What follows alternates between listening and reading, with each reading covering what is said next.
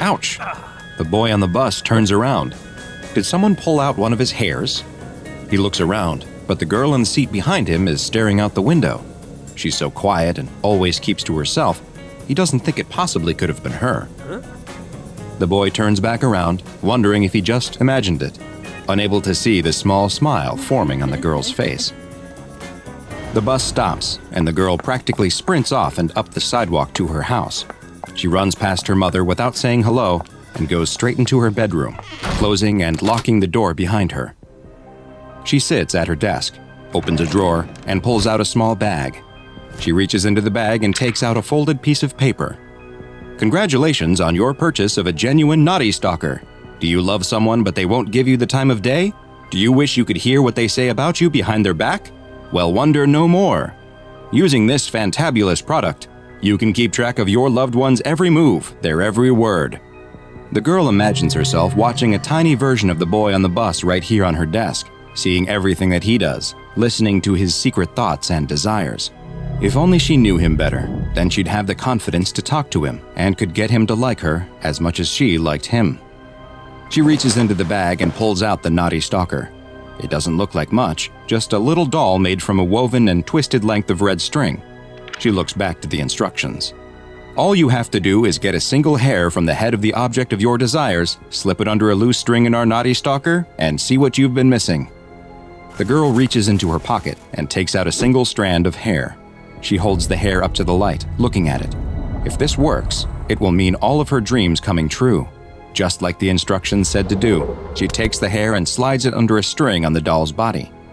She sets the doll down on her desk and waits. And waits. And nothing happens. She picks up the instructions again, turning them over, but there's nothing else except another wonderful product brought to you by blah blah blah. Where were the rest of the instructions on how to get it to work? Why wasn't the doll coming to life? What a piece of junk. Wait. Huh? What was that? The girl leans in close. Is the doll breathing? She's startled as the doll turns its head over its shoulder, seemingly looking right at her, or rather, right through her. "Coming, Mom," the doll shouts before standing up. It starts to walk in place, looking like it is opening invisible doors, and then sitting down on a chair that she can't see. It looks like it's pretending to eat dinner. The girl's eyes widen. The doll is alive. It's really alive. It's actually showing what the boy is doing right now. The Naughty Stalker has worked. The girl is fascinated by watching the little doll that gives her a peek into her crush's life. She skips her own dinner so she can watch him finish his. She watches as he sits, probably watching TV, takes a shower, and gets ready for bed. It may all just be a little doll acting it out, but it feels like she is there with him. She watches the doll sleep for hours before falling finally asleep herself, her head resting on the desk next to him. The next morning, she passes by the boy and his friend sitting together on the bus and goes to the very back. She gets as low in the seat as she can so no one can see her, and takes out the doll, holding it up to her ear. She listens to one side of the conversation as the boy talks about the action movie he watched last night, Weapon of Mass Extinction. The boy talks about how much he liked it and how it's his new favorite movie. This was perfect. It's exactly what she needed. The next day in school, as the boy is putting things into his locker, the girl approaches. She pretends to trip and drops her books in front of him, the books scattering on the floor in front of him. The boy helps her pick them up and notices the DVD she dropped, Weapons of Mass Extinction. She explains that she brought her favorite movie to school to loan it to a friend. What a coincidence that they both happen to love the same film. The boy and the girl, bonding over their love of low-budget sci-fi action films, start spending more and more time together. No one has ever understood him the way that she does. It's as if she has known him for years, even though they've only been friends for a few days. Things move quickly though, and before long, he realizes that he is having romantic feelings for the girl. This is all the girl had ever wanted, and it's all thanks to the Naughty Stalker. Things are going so well, in fact, that she imagines she won't even need it much longer. But then, something strange happens. She is sure she heard the boy tell his friend that he loved baseball, but when she brings up the idea of going to a game together, the boy looks at her like she was crazy. He hated baseball. After that, things seem to change. The boy is still so nice when they are together. Now it sounds like he is talking about her behind her back. She worries that she has been wrong this whole time, that he has just been messing with her. This stupid doll isn't making her dreams come true. It's making her life a nightmare. But wait, who is the boy talking to? She leans in close to listen. Is he with another girl? Listening to one side of the conversation, she hears the boy tell someone that this is all just a big joke, a prank he is pulling on some dumb girl. Are they? No, they can't be. Kissing? The girl is in a white-hot rage. She can't believe he would do this to her, after she was nothing but perfect to him. She throws the doll across her room. She's going to confront the boy and whoever he's with. She'll teach him a lesson. She'll teach both of them a lesson. It's starting to rain as the girl gets her bike out and starts to ride to where she knows he is, the spot that was supposed to be their own special place. Cars pass close by on the narrow road, splashing her with water, but she doesn't care. She finally reaches the picnic spot where he took her just a few days ago, and she sees a car parked nearby. It must belong to the evil seductress he is with. The girl glares at the car. She grits her teeth until they feel like they might crack. Her fists are clenched so tight that she can't tell if it's the rain or blood from her fingernails digging in that she feels running down her palms. But she doesn't care. She's going to show both of them what happens when you break someone's heart. She takes a step towards the car, and the car that struck her slams on its brakes. The driver gets out and rushes towards her. It's the boy. Her boy. The older couple who were stopped on the side of the road with a flat tire run over to help. The boy gets down next to her and cradles her head in his lap, and they have one last moment to look into each other's eyes before the light fades from hers. Unfortunately for all involved, their lives would never be the same. But how could they have known that they were the victims of an encounter with an anomaly that, while small, is extremely dangerous? One that is known to the SCP Foundation as SCP-693, the Naughty Stalker. SCP-693 are multiple humanoid-shaped dolls, measuring roughly 18 centimeters in length, each made from a single string that is either red, blue, yellow, or black, with onyx beads for eyes. Their clothing will vary in color and style, and seems to have no bearing on the properties of the doll. The string doll will behave exactly as one would expect, showing no anomalous properties at all, until the owner takes the steps that are spelled out in the instructions that always accompany SCP-693. The instruction sheet congratulates the owner on their acquisition of a naughty stalker and explains that in order to use it, a single hair from another person must be inserted into a loop of its string, at which point, the doll will attune to that person. The doll will then come alive, mimicking the actions of the hair's owner in real time, including their speech. The doll will perfectly portray the attuned individual for 9 days, after which point it will become unreliable. The exact way in which SCP-693 begins changing the speech and actions depends on the color of its base string, but in all cases, its end goal is to drive the current owner of the doll to their death. SCP-693 goes about this by feeding inaccurate information to the owner. Dolls made of red string try to send their owner into increasingly violent fits of rage. Dolls comprised of blue string try to depress the owner and lead them to self-harm. Yellow dolls want to make their owners attempt unwanted acts of physical love, and black dolls encourage their owners to engage in activities and place themselves in situations that are dangerous. Interestingly, SCP-693 will attune not just to the living, but to the deceased as well. When a dead person's hair is placed in a loop of string, the naughty stalker will come to life, just as it does when a living person's is used. But instead of acting out the speech and movements of the person, the attuned doll will claim to be the deceased person and offer to act as a spiritual guide to the owner. But just like with a living person, at the 9-day mark, SCP-693 will become unreliable and will attempt to lead the owner down a path that results in their death. Once an SCP-693 instance is successful in causing its owner's death, a new doll instance will appear and be found on the owner's body. Several of these dolls have been recovered from Naughty Stalker victims, and currently, the Foundation has 7 red instances, 10 blue instances, 5 yellow instances, and 1 black instance in its possession. All instances of SCP-693 contained by the Foundation were originally classified as safe and kept in Containment Locker 12C-K, but following the events of Incident 693-E, that classification was revisited. During this incident, a researcher returned a Naughty Stalker doll to its containment locker, but in a lapse of judgment that went against Foundation protocols, they forgot to remove the hair that had been placed in the doll. When the locker was next opened, the dolls were observed to have all been moved. They were found in a circle around the accidentally still attuned doll, which had been crucified upside down on the wall of the locker. It is unknown where the dolls acquired nails. After this incident, a camera was placed inside of the locker, and the results were surprising, to say the least. It turns out that SCP-693 instances come to life when they are not observed, even when they aren't attuned. While they have not yet been observed engaging in violent acts against each other, the camera has captured the naughty stalkers appearing to reenact the final 30 minutes of their last owner's life over and over.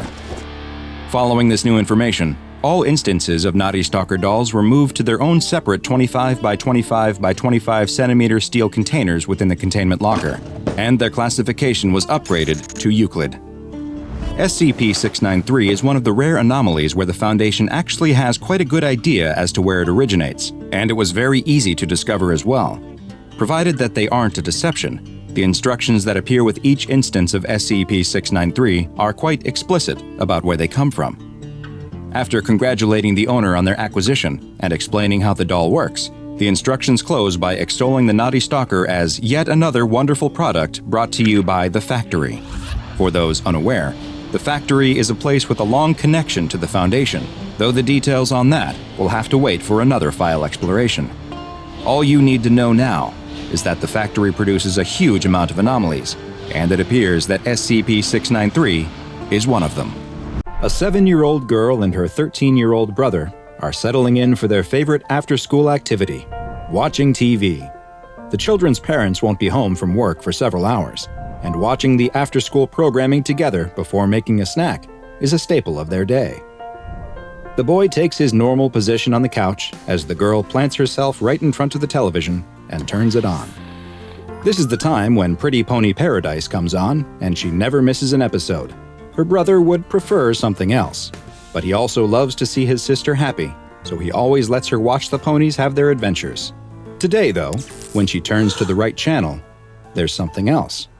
Instead of the usual Pretty Pony theme song, circus music comes out of the television speakers.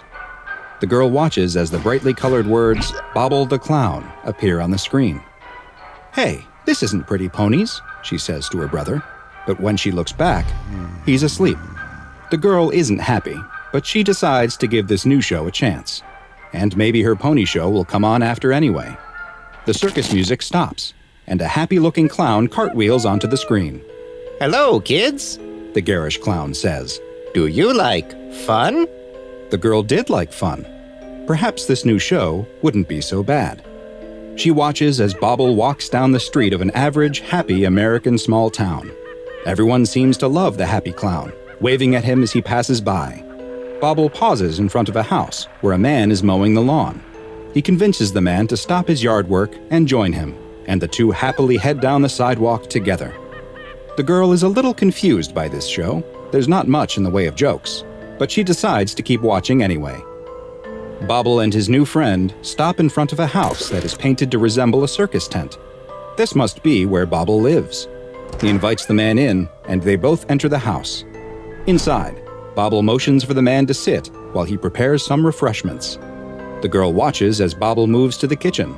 There, he begins sharpening knives as he explains directly to the camera the best way to prepare meat, the way the skin must carefully be removed from the flesh, and how the bones should be saved for future soup stocks. The girl watches with fascination as Bobble teaches his special lesson. Maybe this is a good show after all. Maybe this is her new favorite show. The girl gets up, her brother still asleep, and heads to the kitchen.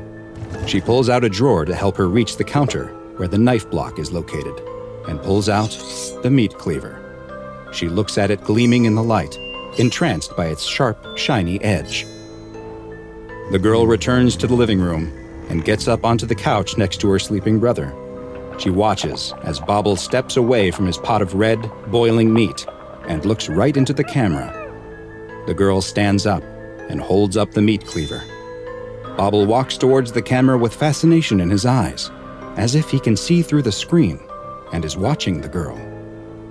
She slowly raises the knife above her head as Bobble starts whispering, "Come on, do it," licking his lips in anticipation.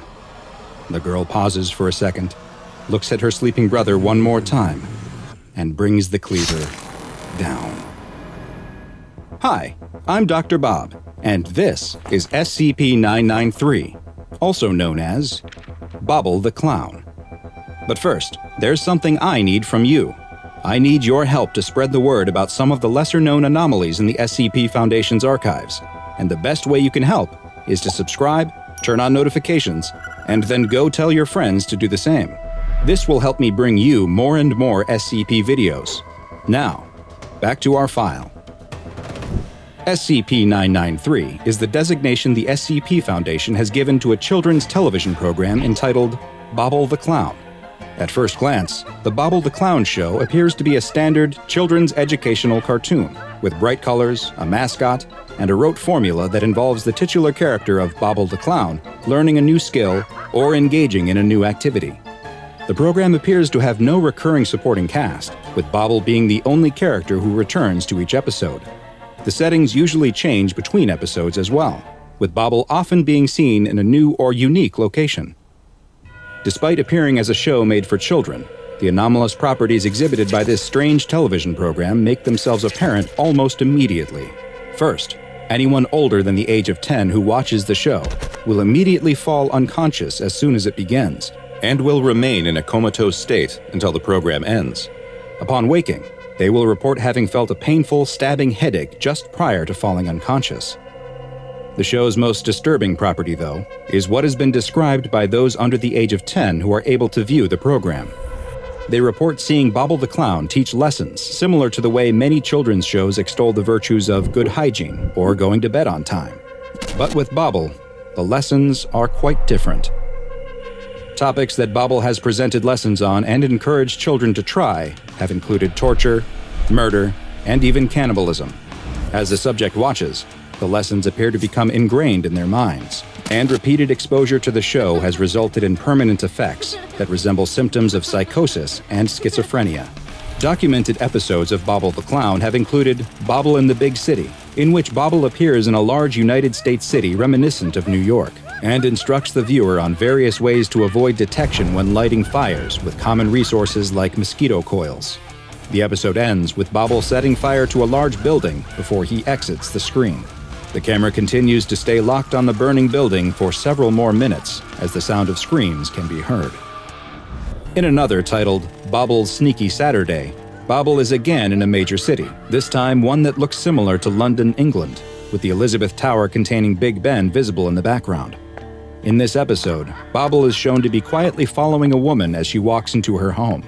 Once she arrives, Bobble attacks her with a large butcher knife, before giving the audience tips on how to remain unnoticed in crowded places. Bobble Gets the Truth finds the clown in a prisoner of war camp, where Bobble is shown torturing a captured soldier as he asks him nonsensical questions that the soldier cannot possibly answer. This continues until the prisoner dies, after which Bobble details methods for inflicting painful but non-lethal injuries. Bobble Hates You is one of the most unnerving of the documented episodes, and consists of Bobble sitting alone in a blank room, silently and angrily staring at the viewer for a full 30 minutes. But the strangest of all is from an episode title filled with expletives, in which Bobble appears to be in a Foundation secure site video archive room, the same one where recordings of Bobble the Clown are stored. In this episode, a rage-filled Bobble describes methods for breaching several SCP's containment. He then gives personal details about the researchers assigned to these SCPs, including their daily routines, before offering several potential ways to murder them. An interesting detail about this episode: at one point, an animated depiction of a particular SCP Foundation researcher is seen to walk past Bobble. A clock on the wall shows the time, and this same researcher later confirmed that they did, in fact, walk through the video archive at this exact time, but had no recollection of seeing an animated clown filming a television program in the room when they did so. Episodes of Bobble the Clown continue to be broadcast from an unknown source, but future episodes are to be intercepted using Protocol Upsilon Beta 3 to prevent them from being seen by the public. All broadcasts are recorded for the Foundation's archives, and in order to perform research on the anomaly, Subjects under the age of 10 must be used to view them. Once the viewers have described what takes place in the episode, they are then to immediately be administered Class A amnestics. Despite the danger these episodes pose to those who view them, since they are able to be reliably blocked from public broadcast, SCP-993 has been classified as safe, and for now, Bobble the Clown appears to be contained as well as it can be. The babysitter sits in the darkened house, lit only by the soft glow of the television screen. Now that the little girl she's been watching has gone to bed, the once warm, lively home is eerily quiet and still. With nervous fingers that need to keep moving, she flips through the channels, past competitive cooking shows, a black and white film, a documentary about penguins. Nothing grabs her attention like she needs. None of it is an adequate distraction from the anxious prickle on the back of her neck, the way her palms are growing clammy and slick with sweat. This is the worst part of every babysitting gig. Her friends would disagree. They all say that late at night, after the kids have gone to bed and before the parents get home from their evening out, is the very best part of the job. This is the perfect little pocket of peace when they can invite their boyfriends over or sneak an extra snack from the pantry.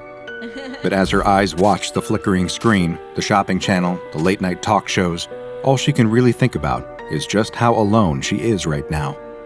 It's a safe neighborhood. She knows that in the rational part of her mind, but she can't help but feel her pulse spike every time headlights illuminate the yard outside the window. She can't stop her imagination from running wild with images of machete-wielding killers watching through the glass.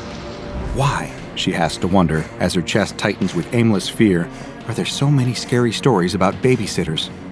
It's always the babysitter getting a phone call from a menacing stranger, rasping in a deep voice, "Have you checked the children?" The babysitter is the one watching the creepy clown statue in the corner of the room all night, until she calls the family to ask them a question about it, and hears those terrifying words, "We don't have a clown statue." It's inescapable. From mask-wielding slashers and escaped lunatics, to the soft voices of ghostly children, and the maniacal cackling of the demon in the closet or under the bed, waiting for new prey. In a horror story, the babysitter always has a target on their back. She shivers. Those are campfire stories, she reminds herself. Just because a babysitter is an easy target for a fictional killer, that doesn't mean anything bad is going to happen to her here tonight. The kid is sleeping soundly, the parents will be home soon, and there's leftover macaroni and cheese in the kitchen. Everything is fine. Better than fine, in fact. She takes a deep breath in and out. Another breath in, but just before she can let it out and relax, there's a sound, a rustling at the front door. She tenses, holding her breath. Maybe it's a raccoon digging through the trash. Maybe it's just the wind. But then she hears it, undeniable and chilling, the sound of footsteps pacing back and forth outside. She grips the arm of the couch so hard her knuckles go white, refusing to move a muscle. Should she turn the lights on? No, she can't. Then they'll know someone is home. Whoever is lurking outside the front door right now is deliberately deciding not to knock, and she doesn't want them to know she's here. Suddenly, a thought occurs to her, one that makes her stomach drop. Did she remember to lock the door? The squeak of metal almost makes her cry out in shock, but she covers her mouth at the last second. The mail slot on the front door slides open. Something small pushes through and lands on the floor with a soft thud. Then, as quickly as they came, she hears the footsteps retreat, and she is alone in the dark again. She waits and waits and waits, but there's no other sounds. Whoever was there, they're gone now. But what did they leave behind? The babysitter tiptoes over to the door, where she finds the strange delivery sitting on the floor.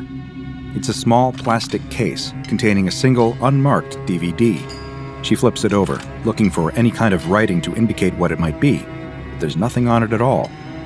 She couldn't explain what exactly made her walk to the family's television and slide the disc into the DVD player before sitting down to watch whatever it might hold. Perhaps it was morbid curiosity or that nagging, all-consuming desire for distraction. Whatever it was, she picked up the remote control, pressed play, and readied herself for what might come next.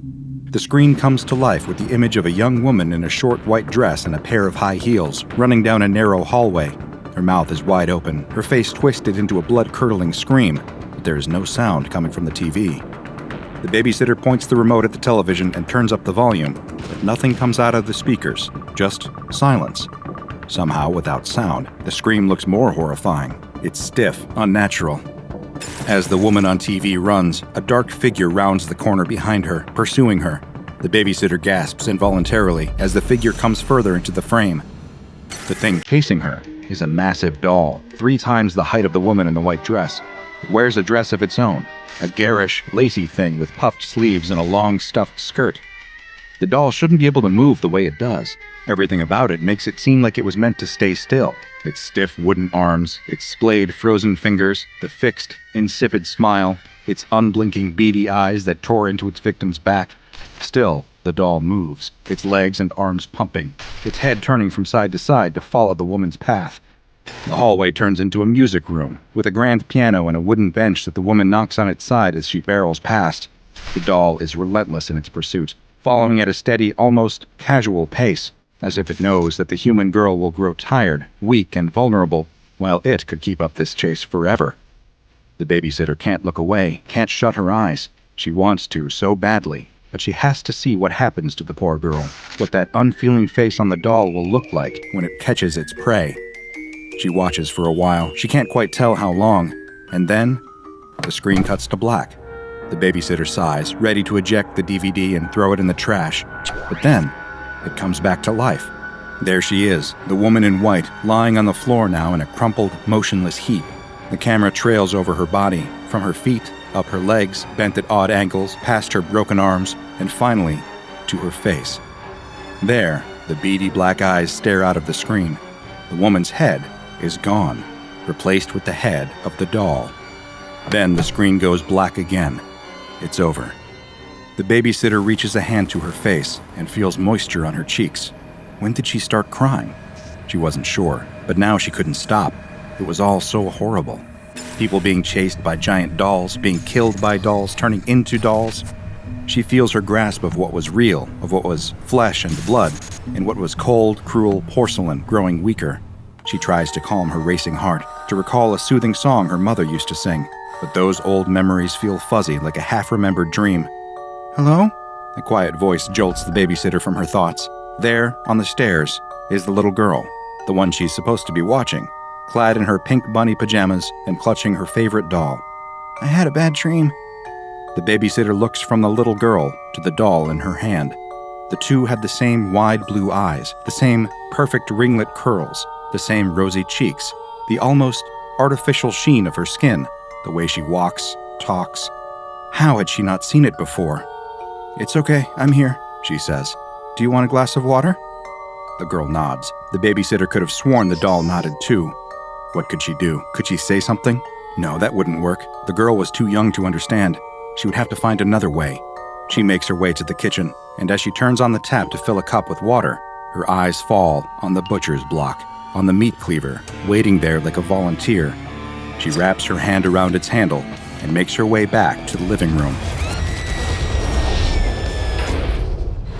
A half hour later, the parents come home, expecting to find their daughter in bed and their trusty babysitter sitting on the couch like she always was.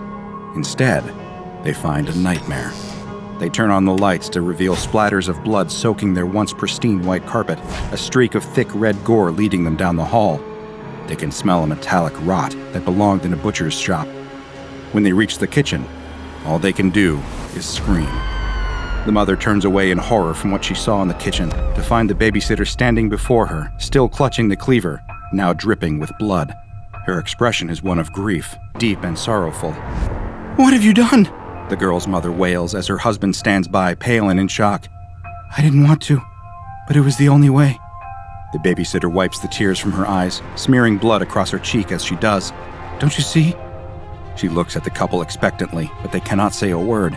If they open their mouths again, they know they will be sick. "I had to show you the truth," the babysitter insists. "She wasn't real anyway. I had to take her apart, but I can put her back together. She was a doll, a toy, just like me." She turns her gaze to them, a sudden, wild glint in her tear-filled eyes. She slowly stands and takes a step toward the couple, her expression one of grim determination. The look of someone who is not proud of the blood they will have on their hands, but is still about to spill it anyway. The parents turned to run, but it was too late. She was already on them. She raised the cleaver high, the sharp metal edge glinting menacingly in the low light. "Just like you." This poor, unfortunate family, their lost daughter, and a seemingly well-adjusted babysitter turned murderer were not the first people to have their lives destroyed by this strange DVD, and they would not be the last. All over the world, random individuals have opened their mailboxes to find a nondescript DVD with no logo, title, or any other identifying information. If they made the grave mistake of watching the DVD, then they too inevitably fell prey to the influence of SCP-1432, also known as doll DVD. SCP-1432 does not refer to the digital video discs themselves, but rather to the piece of content that is contained on them. It is a silent, avant-garde short film that consists of a series of nearly identical scenes. In each sequence, a massive doll chases a young woman through various rooms and down various hallways. The doll's size varies from scene to scene, seemingly expanding or compressing in order to fill larger rooms or fit through smaller doorways. This goes on for 16 minutes before the final scene, a shot of the young woman's body, with the doll's head now in place of her own. But what is it, aside from the unsettling imagery, that makes this video so anomalous? Anyone who views this video for at least 5 minutes will experience a dramatic shift in their perception of reality and of their own identity. The subject will begin to believe, without a shred of doubt, that they and all of the other people and animals in the world are not organic beings, but rather dolls constructed by an unidentified force. This effect results in homicidal tendencies in 73% of subjects. The resulting murders are often messy and emotionally fraught for the subject, who will express remorse for what they have done, while simultaneously believing that killing and mutilating their victim is the only way to show others the truth. The first instance of SCP-1432 on record was discovered in the evidence lockup of a small-town Ohio police station, after a particularly harrowing homicide case drew the attention of Foundation operatives. A 12-year-old boy had watched the video, and several hours later had killed and mutilated his mother and father. The Foundation brought both the DVD and the boy into custody, and a researcher sat him down for an interview. The researcher began the interview by having the boy introduce himself by name. With those formalities out of the way, they could get to the more pressing questions. "Very good," he began. "Now, you believe that you are an artificial toy, is that correct?" The boy nodded. "I am. You are. Everyone I've met is. Probably everyone is, I don't know, At this, he trailed off, his eyes filling with tears. The researcher attempted to comfort him. "It's okay. When did you realize you were a toy?" "I watched a video. Don't remember much of it. About a doll, I think, or something. But after that, I knew. I mean, it was obvious. How could I not have seen it sooner? Everyone was. Everyone, just toys. Everything I felt. That time I hit a home run for the first time. My love for my parents, my dog. All just someone playing with their toys." The researcher pressed the matter a little further. "But if you didn't think like this until after you saw the video, don't you think it possible the video could have made you feel this way, affected your mind somehow?" At this, the boy clenched his fists tight, face reddening with anger. "No! The guy who made the video, he was warning people, don't you get it? He figured it out, and he wanted other people to know, because people need to. They don't deserve to just exist so that somewhere someone gets a good laugh or whatever. It's okay, I understand." "So, did you try to tell your parents about what you'd found out?" The boy began to tremble. The tears that had pooled in his eyes before now flowed freely down his cheeks. I did. They didn't believe me. I kept explaining it to them, but they just didn't understand. I had to show someone. I had to let people know. The only way was to... It couldn't have been just anyone else. I wouldn't get the opportunity like I did with them, but..." "I understand. You had to do what you thought was right." The boy pounded his fists on the table, shaking harder than before. His voice wavered with the intensity of his distress. "They're so smart. They know. The only way you find out is to show people what's really inside. So they put in this, they program you so that you don't. They make it so hard. It was all those memories, but I had to. The researcher reached out a hand to pat the boy on the shoulder. "I know. It's okay." The boy wept silently for a moment and then asked, "I'm a good person, right? I had to. I really did." The researcher fought back tears of their own. "You're a good person. It will be all right eventually. I promise." The boy was taken back to his containment chamber and given a sedative to help him sleep. The researcher immediately requested a course of Class A amnestics to help him forget the conversation that had troubled him so deeply. His request was granted, and he carried on with his duties at the SCP Foundation until the next traumatic encounter. All recovered instances of SCP-1432 are kept in a secure filing cabinet in its containment chamber. This chamber also contains a television and DVD player, which are to be used during testing. No instances of SCP-1432 may be removed from the room under any circumstances. Though the Foundation has contained every doll DVD it has come across, the containment process for SCP-1432 has been a bit like tossing buckets of water out of a sinking ship. It may help a little, but the dangerous waters continue to rise just the same. Because of this difficulty in maintaining containment, SCP-1432 has been given the Euclid Object Class. All the Foundation can really do is monitor police communications and keep an eye out for any homicides linked to a DVD. If one such crime is reported, the recovery team will be sent to the scene to retrieve any potential instances of SCP-1432. These suspected DVDs are then tested on D-Class personnel. If the test subjects begin rambling on about dolls and people not being real, then the DVDs are placed in immediate containment. The effort doesn't end there, though. The digital age has made it easier to find recipes, communicate with lost loved ones, and pirate music. But it has also made it simpler for bad actors to share harmful material with millions of strangers.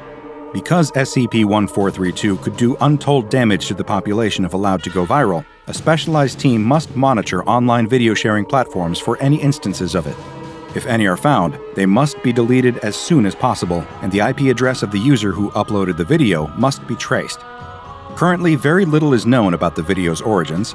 It is yet to be determined who made the video, for what purpose, or who will be selected to receive a copy next. There are some forces in this world that you just shouldn't toy with, so be wary of any mysterious DVDs that are slipped into your mailbox. Best just to throw it away immediately. Don't bring it inside the house, don't fire up your DVD player, and definitely don't press play.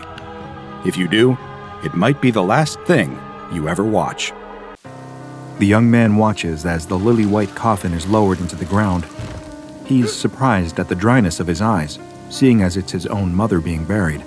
But now isn't the time for questions. When the dirt is piled on and the small service comes to an end, the young man is the last to leave. Other than the eulogy, he never says a single word to anyone. She'd been difficult towards the end. He'd cared for his mother until her disease had made it so that she wasn't really his mother anymore. And then for another 2 years after that. Things had been said and done that he wished he could remove from his memories of her, but the past is forever set. As he looks up from his mother's gravestone, he notices something strange in the distance, perhaps 30 feet away from him. A little girl, maybe about 10 years old, in a school uniform, standing behind another gravestone. She's wearing a worn-looking plastic pig mask and carrying a dirty rag doll. The young man stares into the dark eye holes of her mask for a moment, wondering if he's really seeing this or if she's a figment of his imagination brought on by stress and grief. Then he blinks and she's gone. For a second, he feels a frightening sentence looping through the dark recesses of his mind. "You're starting to lose it already. A few years ahead of schedule. You'd make your mother proud." The young man shakes his head and leaves for home. Of course, he might see things on a day like this. The mind does funny things when it's in a state of extreme emotional distress. It was perfectly natural that he'd see strange things on a day like this. But that little girl in the pig mask really did look real. Arriving home is a surreal experience. It's the first time in a long time that he's truly felt alone, like a child lost in a vast and unfamiliar space. Something about it just felt wrong. He makes himself a microwave meal and eats it silently in the kitchen. The place is so quiet, no panicked yells or cries of pain. He sighs and looks out the kitchen window as he washes the dishes, and in the distance, he sees another strange sight. A young boy, 12 years old or so, standing out in the cold, dark woods next to his house. He's wearing only swimming trunks and a worn-looking plastic mouse mask. A rag doll hangs limply from his thin, pale arm, just like the one the girl in the graveyard was holding. The young man's first instinct is to go out and help the child. After all, it's a cold night. He could catch his death out there. But with another blink, the child is gone. Just trees in the dark. He breathes a ragged sigh and takes an aspirin. Something must really be wrong with him if he keeps seeing strange children with animal faces out there. He trudges upstairs, hoping that maybe he'll get some sleep tonight and feel a little better in the morning. Shadows dart in the corners of his eyes, but he pays them no mind. He can't trust anything he sees today. He pauses for a moment in front of the room where his mother used to sleep. It looks cavernous without her tiny form nestled in the bed. He thinks about how she'd last been in that same room a little more than a week earlier. He sighs, turns off the light, and goes to bed. That night, the young man has strange dreams. He feels like a tiny fish at the deepest, darkest point of the ocean, watching huge black shapes loom and shift around him. He's afraid. He feels like he's being watched. The sudden spike of terror jolts him out of his sleep, and that's when he sees them. The children in the animal masks, 7 of them now. They stand around his bed, hand in hand, like they're playing some kind of game, but in dead silence. Each one has a rag doll sitting patiently at their feet. Logically, he should be more afraid upon seeing them. It's the strangest experience of his life. And yet, he feels an odd sense of empty calm settle over him, like a warm blanket. His eyes close, and sleep takes him again. When the young man wakes up the next morning, something doesn't feel right. He's already dismissed the strange children with the animal masks and the dolls as a figment of his imagination, a half-waking dream. But what he can't dismiss is the numbness in his fingers and toes. It's like he'd spent all night sleeping in the cold outside, despite his room being perfectly warm. Perhaps he's coming down with something. Other strange things start to happen over the next few days. He makes himself a sandwich, and as he bites into it, he notices he can't taste a thing. Come to think of it, he really can't smell that much either. Could this be a cold? The flu? Something worse? Also, he just can't shake the feeling that he isn't alone in the house. It's as if he can feel a presence there with him. And not just one presence, but multiple. Could it have something to do with those strange dreams and hallucinations, the children in the masks? He suppresses the thoughts, not wanting to consider their implication. He can scarcely dare to ponder what's worse, that there really are strange little children in masks creeping around his home, making him sick, or that he's losing his mind, just like his mother. He puts it out of his mind, but every so often, when he happens to glance out of the window, he can't help but see little shapes moving in the distance. When he watches the TV or tries to listen to music to distract himself, he notices that he needs to turn up the volume more than he ever did before. His hearing is getting worse. Could this be some kind of sinus thing? It's the only rational explanation, but it can be hard to apply a rational explanation when what's happening is inherently irrational. Several days later, after getting out of bed in the morning and standing in front of the bathroom mirror, the young man notices something is different. It's his skin. It's a pale, almost creamy color now, like all the life and vitality has been leached out of it. But it's not just that. He looks closer at his face in the mirror. His eyes. Have they always looked like that? Were they always that shade of dark, murky brown? Maybe it's his addled mind, but he can swear something is different, like the ground is shifting underneath his feet. That's when he notices something in the corner of the mirror, a little boy with dark blue overalls and a grinning cat mask.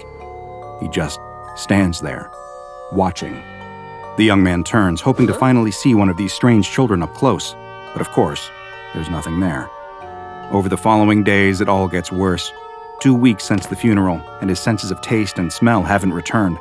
His hearing gets worse by the day, until he's almost entirely deaf. The sightings of the children don't stop, but they're harder to make out. Over time, his vision starts to blur, and no matter how hard he rubs his eyes, they never clear. He stubs his toe, cracking the toenail open from tip to base, and he doesn't even notice. Little by little, feeling itself is starting to leave him. He doesn't even notice until the day he decides to chop some carrots for a soup he's making, hoping in vain that this one might be the meal he can finally taste. But his vision is getting so blurry now, he can barely... The knife cuts into his palm. It takes him a second to even register, because there's no pain and no blood. He stares at the clean wound in his palm with detached fascination, trying to work out the shapes in front of him, to make sense of it all. What are those thin white strands sticking out of the cut? He grabs the edge of the skin, though it doesn't look much like skin now, more like pale, ragged fabric, and he peels it back. No blood, no sinew, no flesh, just puffy white stuffing underneath. He's in bed, and has been for a few days now. He can't taste, smell, hear, feel, or even see. All he can do is think in the dark. He's confused and afraid. He wants his mother, but she's long gone. On the outside, he's shrinking away, drawing into himself. He can't move or talk as he gets smaller and smaller. They walk in through the walls, the children in masks, ready to receive their new toy. The young man is nothing more. All that's left is another rag doll with a pair of brown button eyes laying on the bed. A little boy in a rabbit mask steps forward and picks it up. He stares at it for a moment before the children leave, and the house is empty once more. This is the kind of unpleasant, anomalous experience you can expect from a close encounter with SCP-747, aptly nicknamed Children and Dolls. SCP-747 specifically refers to the phenomenon of these strange, anomalous children wearing animal masks. Studies have shown that, masks aside, all of these children are identical to children who have proven to have died around the time that their anomalous counterparts first manifested. This leads us to the working theory that the SCP-747 instances are spectral manifestations of the children they once were, twisted somehow by the unifying force of SCP-747. This is a theory supported by several pieces of unsettling information. Agents from the SCP Foundation disguised as grief counselors conducted interviews with the bereaved parents of each of the deceased children, and through these heart-wrenching interviews, they were able to discover that each of the children who died had possessed a doll that they loved very dearly. So much so that the dolls were each buried with them, because on some level, the thought of separating them from this last comfort of the mortal world was too painful for the parents to bear. Given the preoccupation with dolls exhibited by SCP-747 instances, the Foundation found these facts to be highly illuminating. The physicality of SCP-747 instances, or rather, the lack thereof, also points towards the theory of them being powerful spectral manifestations. They are able to phase through solid surfaces of up to 10 centimeters in thickness and can sometimes have difficulty in holding solid objects due to their partially solid nature. They live mysterious and lonely lives on a plane of reality adjacent to our own, and they have never been seen to speak, though it's likely that they do have some form of communication with one another. Outside of individuals they're directly targeting, the SCP-747 children show little interest in other non-anomalous humans. They mainly seem to occupy themselves with their dolls and with each other. It is unknown to what extent the children are truly sentient, but they do appear to have some form of self-comprehension, manifesting in an awareness of the space they take up and their surroundings, which keeps them from bumping into things as they walk. But of course, their spectrality is hardly the most unsettling or eye-catching feature of SCP-747. No, the real danger of SCP-747 is the fact that they're able to turn human beings into dolls, a process which takes a matter of seconds to instill, but 21 torturous days to finally take effect. In order to begin this process, the children will select a human that intrigues them, perhaps one that would fit in nicely with their collection. The Foundation isn't currently aware whether there are any fixed criteria for victim selection or if it's just a matter of wrong place at the wrong time. When the time is right and their selection is secure, they'll lock hands and form a ring around the human in question for 5 to 7 seconds. This is all it takes. 1, 2, 3, 4, 5, 6, 7 seconds, and you're already at the point of no return. After completing this brief ritual, the children will go their separate ways, and the process will begin to take hold. This is why it's so imperative for the SCP Foundation to keep a lid on SCP-747's activities. While there's no cure for the process once the ritual is done, it is possible to prevent the ritual from being completed in the first place by escaping the circle and leaving the SCP-747 children. However, they have cognitohazardous measures against this, with many victims reporting a sense of blankness or thoughtlessness while within the circle. They induce a placid state of mind to prevent resistance from the horrible fate they're bestowing. The transformation doesn't incur any immediate symptoms. However, after 15 minutes or so, the victim will begin to experience numbness in the extremities, much like the kind caused by cold weather or poor blood circulation. Symptoms will gradually worsen over the next 21 days, though if the victim enters a state of chronic stress or anxiety, this process could potentially shorten to as little as 10 days. The conversion can often be neatly divided into 3 distinct stages. Stage 1. Loss of minor senses. The most frightening aspect of this initial stage of transformation is the fact that many of its symptoms could easily be written off as that of more common minor ailments. The senses of smell, taste, and hearing will begin to dampen and then disappear entirely, in what may at first seem like a severe cold. The victim may express a sense of distress at their condition at this stage, but will remain largely mentally stable. Any deviations from that expectation into more extreme mental instability should be taken as a sign of an accelerated transformation rate. However, Towards the end of Stage 1, a more pronounced change will start to take hold. The victim will notice a slow shift of their eye color and skin tone to reflect the colors of the doll, though this is only the beginning. Stage 2, loss of major senses. Over the next 13 days, the victims will begin to lose their senses of sight and touch, resulting in extreme mental instability and stress. The victims may attempt to perform gruesome experiments on themselves, trying to rediscover feelings in their body, only to become more unstable upon realizing that these senses are gone for good. At this stage, the frightening, anomalous physical changes will become even more pronounced. The skin of the victim will take on a rough, ragged quality as it transforms from normal skin into a variety of fabrics. The internal organs are also slowly transformed into a patchwork of synthetic stuffings, and even the victim's eyes will start to harden into buttons. However, the victim will remain alive throughout this entire grim process, even as their autonomy over their own body rapidly fades away. Stage 3, full transformation. Within 24 hours of entering Stage 3, the victim is fully and irreparably turned into a doll. The SCP-747 children will treat this doll just like they treat any others, and if ever a doll created by the influence of SCP-747 is destroyed, they will show greater interest in humans once again, until a new target for conversion is selected. The SCP Foundation currently has 7 SCP-747 specimens in containment. SCP-747-01 is an approximately 7-year-old male wearing a set of blue pajamas and a zebra mask. SCP-747-02 is an approximately 12-year-old male wearing swimming trunks and a mouse mask. SCP-747-03 is an approximately 10-year-old female wearing a uniform typical of an expensive private school and a pig mask. SCP-747-04 is an approximately 14-year-old male wearing a winter coat and a rabbit mask. SCP-747-05 is an approximately 12-year-old female wearing a striped sari and a giraffe mask. SCP-747-06 is an approximately 5-year-old girl with a bright pink dress typical of a beauty pageant contestant and a goat mask. And finally, SCP-747-07 is an approximately 9-year-old male wearing blue overalls and a cat mask. Interestingly, he was also found with a physical note containing a short story about a mother searching for her child in the afterlife.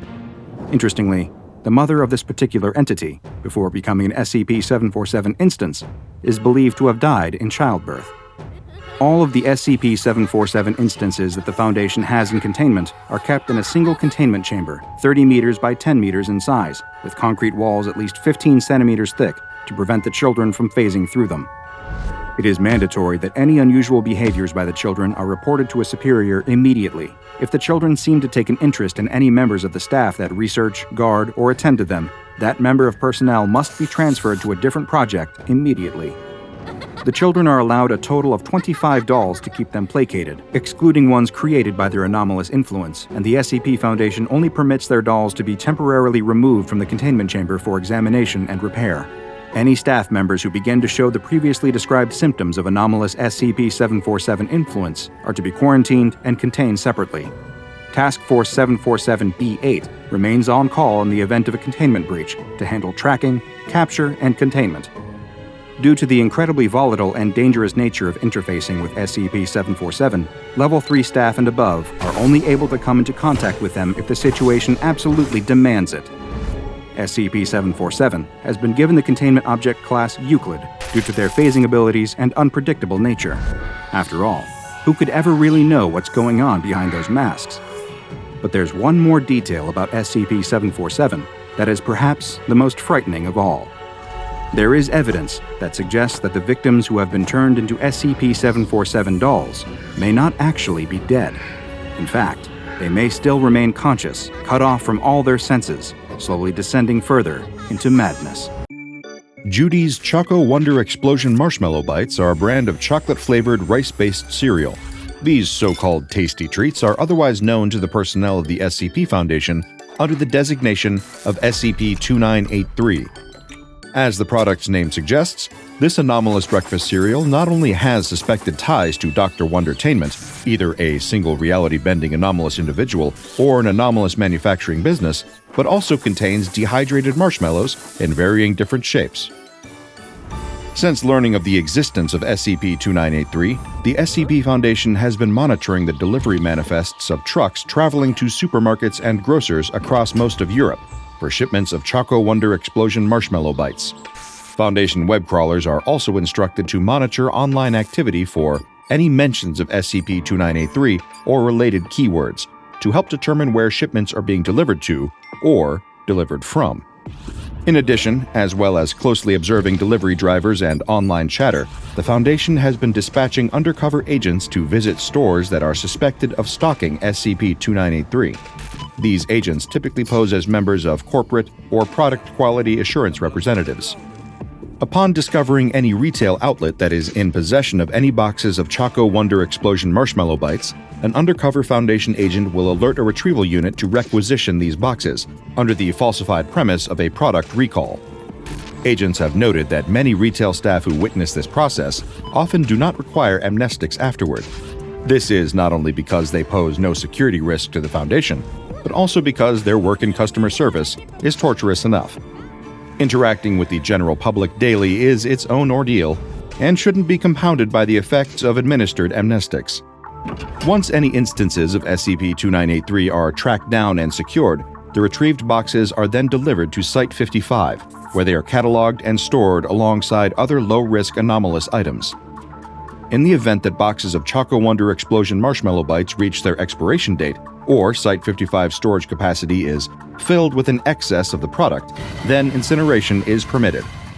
At present, the Foundation has been unable to track the point of origin or manufacturing facility that produces SCP-2983. Retail warehouses receiving shipments of the anomalous cereal provide no clear answers about its origin. Staff are unable to explain how the product arrives at their facilities, how it's stored, or how it's loaded onto delivery trucks. Even more perplexing, some drivers report no recollection of ever loading shipments of Choco Wonder Explosion Marshmallow Bites onto their vehicles. Yet, by the time they reach the stores, the boxes mysteriously appear on board, ready for delivery. When asked why these shipments are not marked as suspicious, most drivers have responded with the sentiment that they are not being paid enough to ask questions about children's breakfast cereal. The anomalous product itself is contained within boxes that are decorated with the typical imagery associated with the Dr. Wondertainment brand. Beyond the familiar whimsical design, the boxes of SCP-2983 feature the depiction of a humanoid female figure. This character is believed to represent Judy, the namesake of Judy's Choco Wonder Explosion Marshmallow Bites cereal.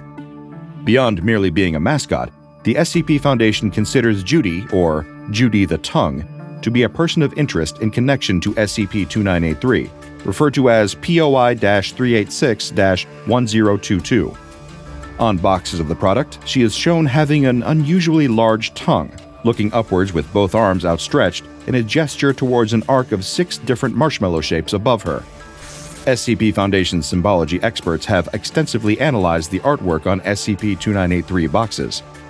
They believe they have identified a deliberate connection between the shapes of the marshmallows in Choco Wonder Explosion Marshmallow Bites and various other anomalies linked to Dr. Wondertainment. According to the findings of the Foundation's symbology research teams, 5 of the 6 different marshmallow shapes correspond to different SCPs. The fish-shaped marshmallows are believed to represent SCP-527, an anomalous human with the head of a fish. While it possesses no other anomalous properties, it does have a tattoo that reads as follows: Mr. Fish from Little Misters, registered by Dr. Wondertainment. The Little Misters appear to be a connected group of humanoid anomalies produced by Wondertainment themselves or the company. SCP-2983 also features marshmallows in the shape of a crescent moon, thought to be in connection with SCP-917. This anomaly is an elderly humanoid male suffering from moderate arthritis. Parts of his face can appear or even disappear entirely in accordance with the lunar cycle. Much like the aforementioned Mr. Fish, SCP-917 possesses a similar tattoo, referring to him as Mr. Moon, and again identifying him as a Little Mister created by Dr. Wondertainment. The presence of trumpet-shaped marshmallows in the anomalous cereal's contents initially baffled SCP Foundation symbology experts. That was, until it was later discovered during testing, that these marshmallows contain the highest mineral concentration of any other ingredient in SCP-2983. This connection, along with the marshmallow's frequent ties to the Little Misters series, led Foundation staff to conclude that the trumpets referenced SCP-696, also known as Mr. Brass. a tin robot briefly worshipped by members of the Church of the Broken God. The skull-shaped marshmallows were a little easier to interpret, believed to be linked to SCP-1007, another of Dr. Wondertainment's anomalous humanoids. This little mister, referred to as Mr. Life and Mr. Death, possesses unique anomalous abilities of his own. SCP-1007 ages at a rate of a single year per minute, and a key, SCP-1007-1, can be inserted into their back in order to manually manipulate their age. Several of the candy-shaped marshmallows in SCP-2983 stand out not only for their exceptionally high sugar content, making them the sweetest ingredient in the cereal, but also for their shapes, which appear to allude to SCP-2396. This member of the Little Misters, known as Ms. Sweetie, displays her anomalous abilities when consuming sugar. Upon consumption, any men in the nearby vicinity will flee from her.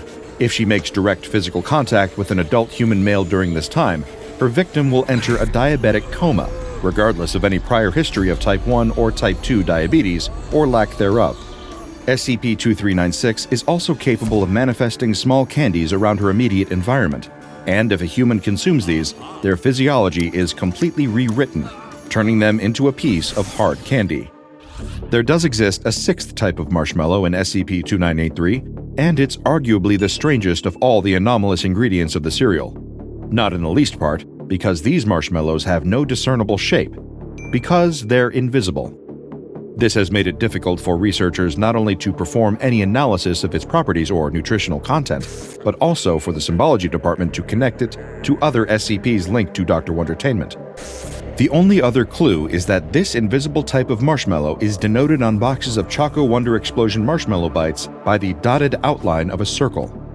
With this being the only symbol corresponding to the invisible marshmallows, some researchers immediately leapt to the conclusion that this was linked to an anomaly the Foundation is still yet to encounter. Theories began to circulate about some future, as of yet unseen Dr. Wondertainment creation that was in some way circular or spherical, and that once the Foundation had contained this new yet-to-be-released addition to the Little Misters, that its image would appear on boxes of SCP-2983, and the invisible circular marshmallows would be rendered visible. However, by pure happenstance, a researcher scouring the depths of the SCP Foundation's archives for confirmed Dr. Wondertainment-related anomalies stumbled upon one that they believed could be connected to these invisible marshmallows. SCP-2287 is a headless humanoid currently held in a standard containment chamber. Much like the others, he bears a similar tattooed label reading, Mr. Headless, from Little Misters registered by Dr. Wondertainment. The researcher quickly realized that's why there were invisible marshmallows present within SCP-2983. They were meant to be representations of SCP-2287's missing head. The anomalous properties of SCP-2983 do extend beyond its connections to other existing SCPs, however. For example, much of the nutritional information that is presented on boxes of Judy's Choco Wonder Explosion marshmallow bites list considerably high levels of nutrients that are not typically found within non-anomalous breakfast cereals. Testing has revealed that, as stated on the box, the fish-shaped marshmallows contain high quantities of omega-3, a nutrient that is typically only found in fish meat. Similarly, the box claims the cereal itself is rich in vitamin B, despite this being more commonly found in pork and poultry products. Vitamin D3 has also been found in these skull-shaped marshmallows, as well as a high concentration of calcium. Meanwhile, in contrast to similar non-anomalous products, SCP-2983 possesses a significantly low calorie count, as well as low levels of sugar, fats, and carbohydrates. These levels are so much lower, in fact, that they conflict significantly with the known nutritional value of many of the cereal ingredients that are listed on the box, such as eggs, sugar, chocolate, corn syrup, and cornstarch. The exact mechanism by which the nutritional values of these ingredients have been altered remains unknown. However, Foundation researchers theorize that an anomalous factor in the production process of Choco Wonder Explosion marshmallow bites may be responsible. Although this may not seem to pose a significant threat to the general public, nor appear to justify the Foundation's efforts to collect seemingly harmless boxes of cereal, the containment of SCP-2983 remains a top priority for several critical reasons. For one, the Foundation is still unaware of potential long-term health effects resulting from prolonged consumption of Judy's Choco Wonder Explosion marshmallow bites. For another, the exact motives and goals of Dr. Wondertainment, whether they are a company or an individual, still remain unclear to the Foundation. And for a third reason as to why the Foundation wishes to prevent consumer access from this product, it sings. When Judy's Choco Wonder Explosion marshmallow bites are placed in a bowl containing at least 227 milliliters of milk, the dehydrated marshmallows in SCP-2983 begin to move and emit vocalizations. These anomalies have been observed during testing, singing songs that typically focus on the topic of proper dental hygiene and its importance, the benefits of regular exercise, consuming a balanced diet, and other lifestyle choices generally considered to be healthy. Once their song has concluded, the marshmallows will return to their inert, non-animated state and will cease any further anomalous behavior. Although SCP-2983 is hardly a threat, it presents a danger. If this product was to remain available to the public, and people were to witness this occurring, it would risk exposing the existence of anomalies to the world. If anyone, including a child, observes the marshmallows animating and singing when exposed to milk, the SCP Foundation is authorized to conduct a full search of the witness's domicile and seize the contraband cereal. Amnestics are to be administered to anyone who witnesses SCP-2983's anomalous properties activating, in order to prevent knowledge of anomalous activity becoming commonplace among the public. To observe the effects of consuming SCP-2983, the Foundation requisitioned several test subjects. Using the cover story of a market research survey, children under the age of 12 were invited to taste test bowls of Choco Wonder Explosion marshmallow bites. These bowls were strategically prepared with less than 227 milliliters of milk. The feedback among those participating in the study was consistent. Children claimed that SCP-2983 was yummy, with some even describing it as the best cereal ever. Another identical test was conducted, but with adult subjects in the place of children. The result when SCP-2983 is consumed by anyone over the age of 12 is also consistent, although completely different from the reactions of the younger test subjects. To anyone older, SCP-2983 reportedly tastes similar to unsweetened oatmeal. Tracking trends and incidents involving SCP-2983, researchers are attempting to triangulate its point of origin, to no avail.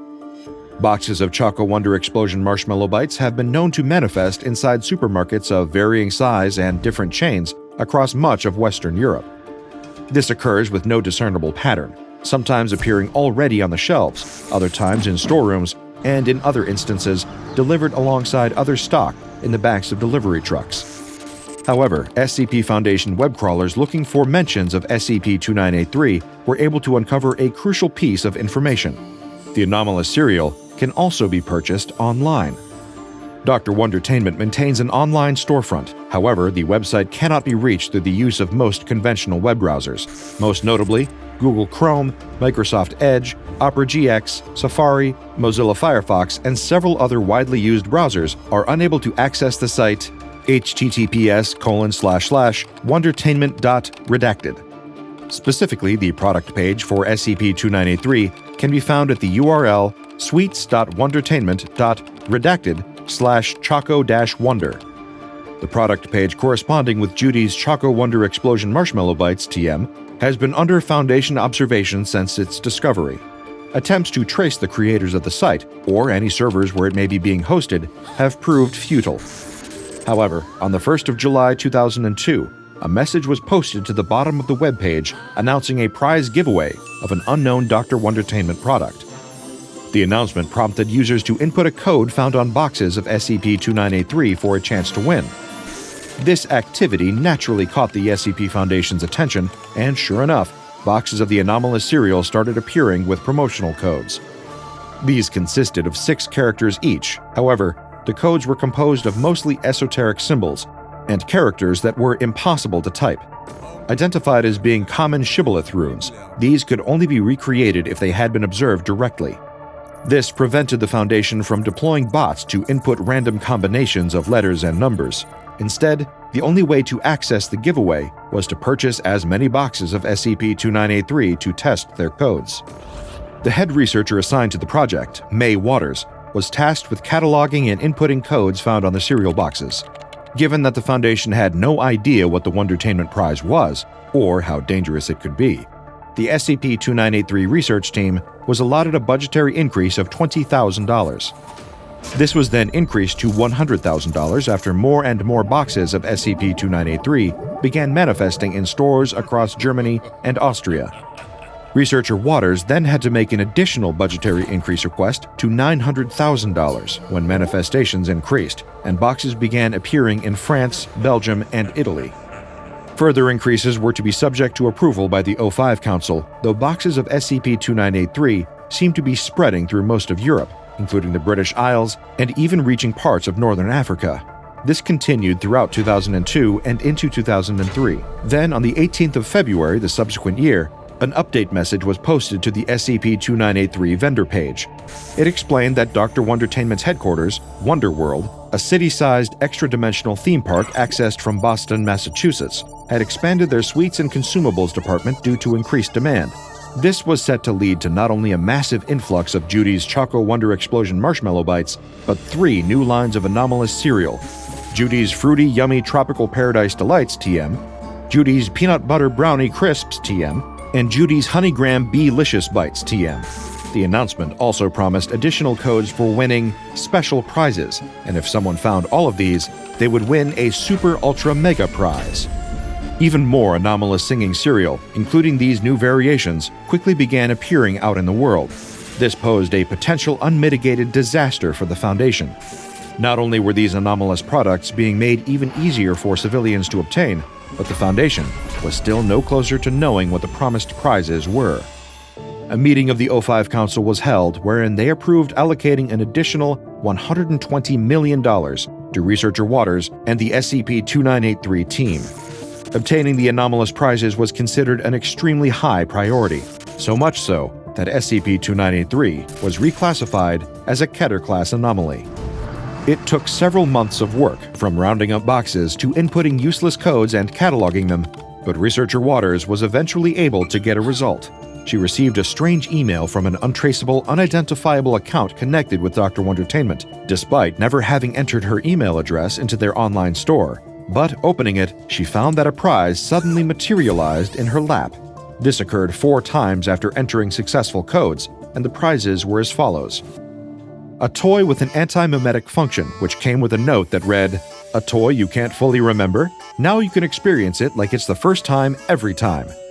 It is believed that this anomalous object bears some connection to SCP-909, a young male suffering from permanent anterograde amnesia that renders him unable to remember any information unless written down. He is considered to be another of Wondertainment's Little Misters, also known as Mr. Forgetful. The second prize obtained by Researcher Waters was a box labeled Dr. Wondertainment's Truth or False, holding a seemingly infinite number of trivia cards.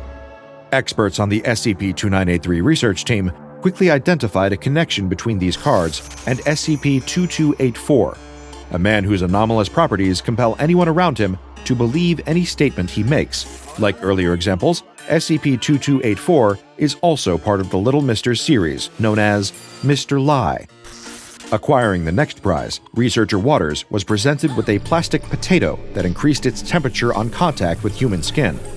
However, the object seemed unable to cause burns, even if reaching a temperature that would normally leave severe damage.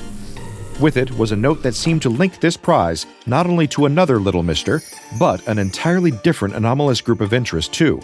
Researchers were already aware of SCP-644, also known as Mr. Hot, another anomalous humanoid who can determine if a person has biological children and detect children's wishes.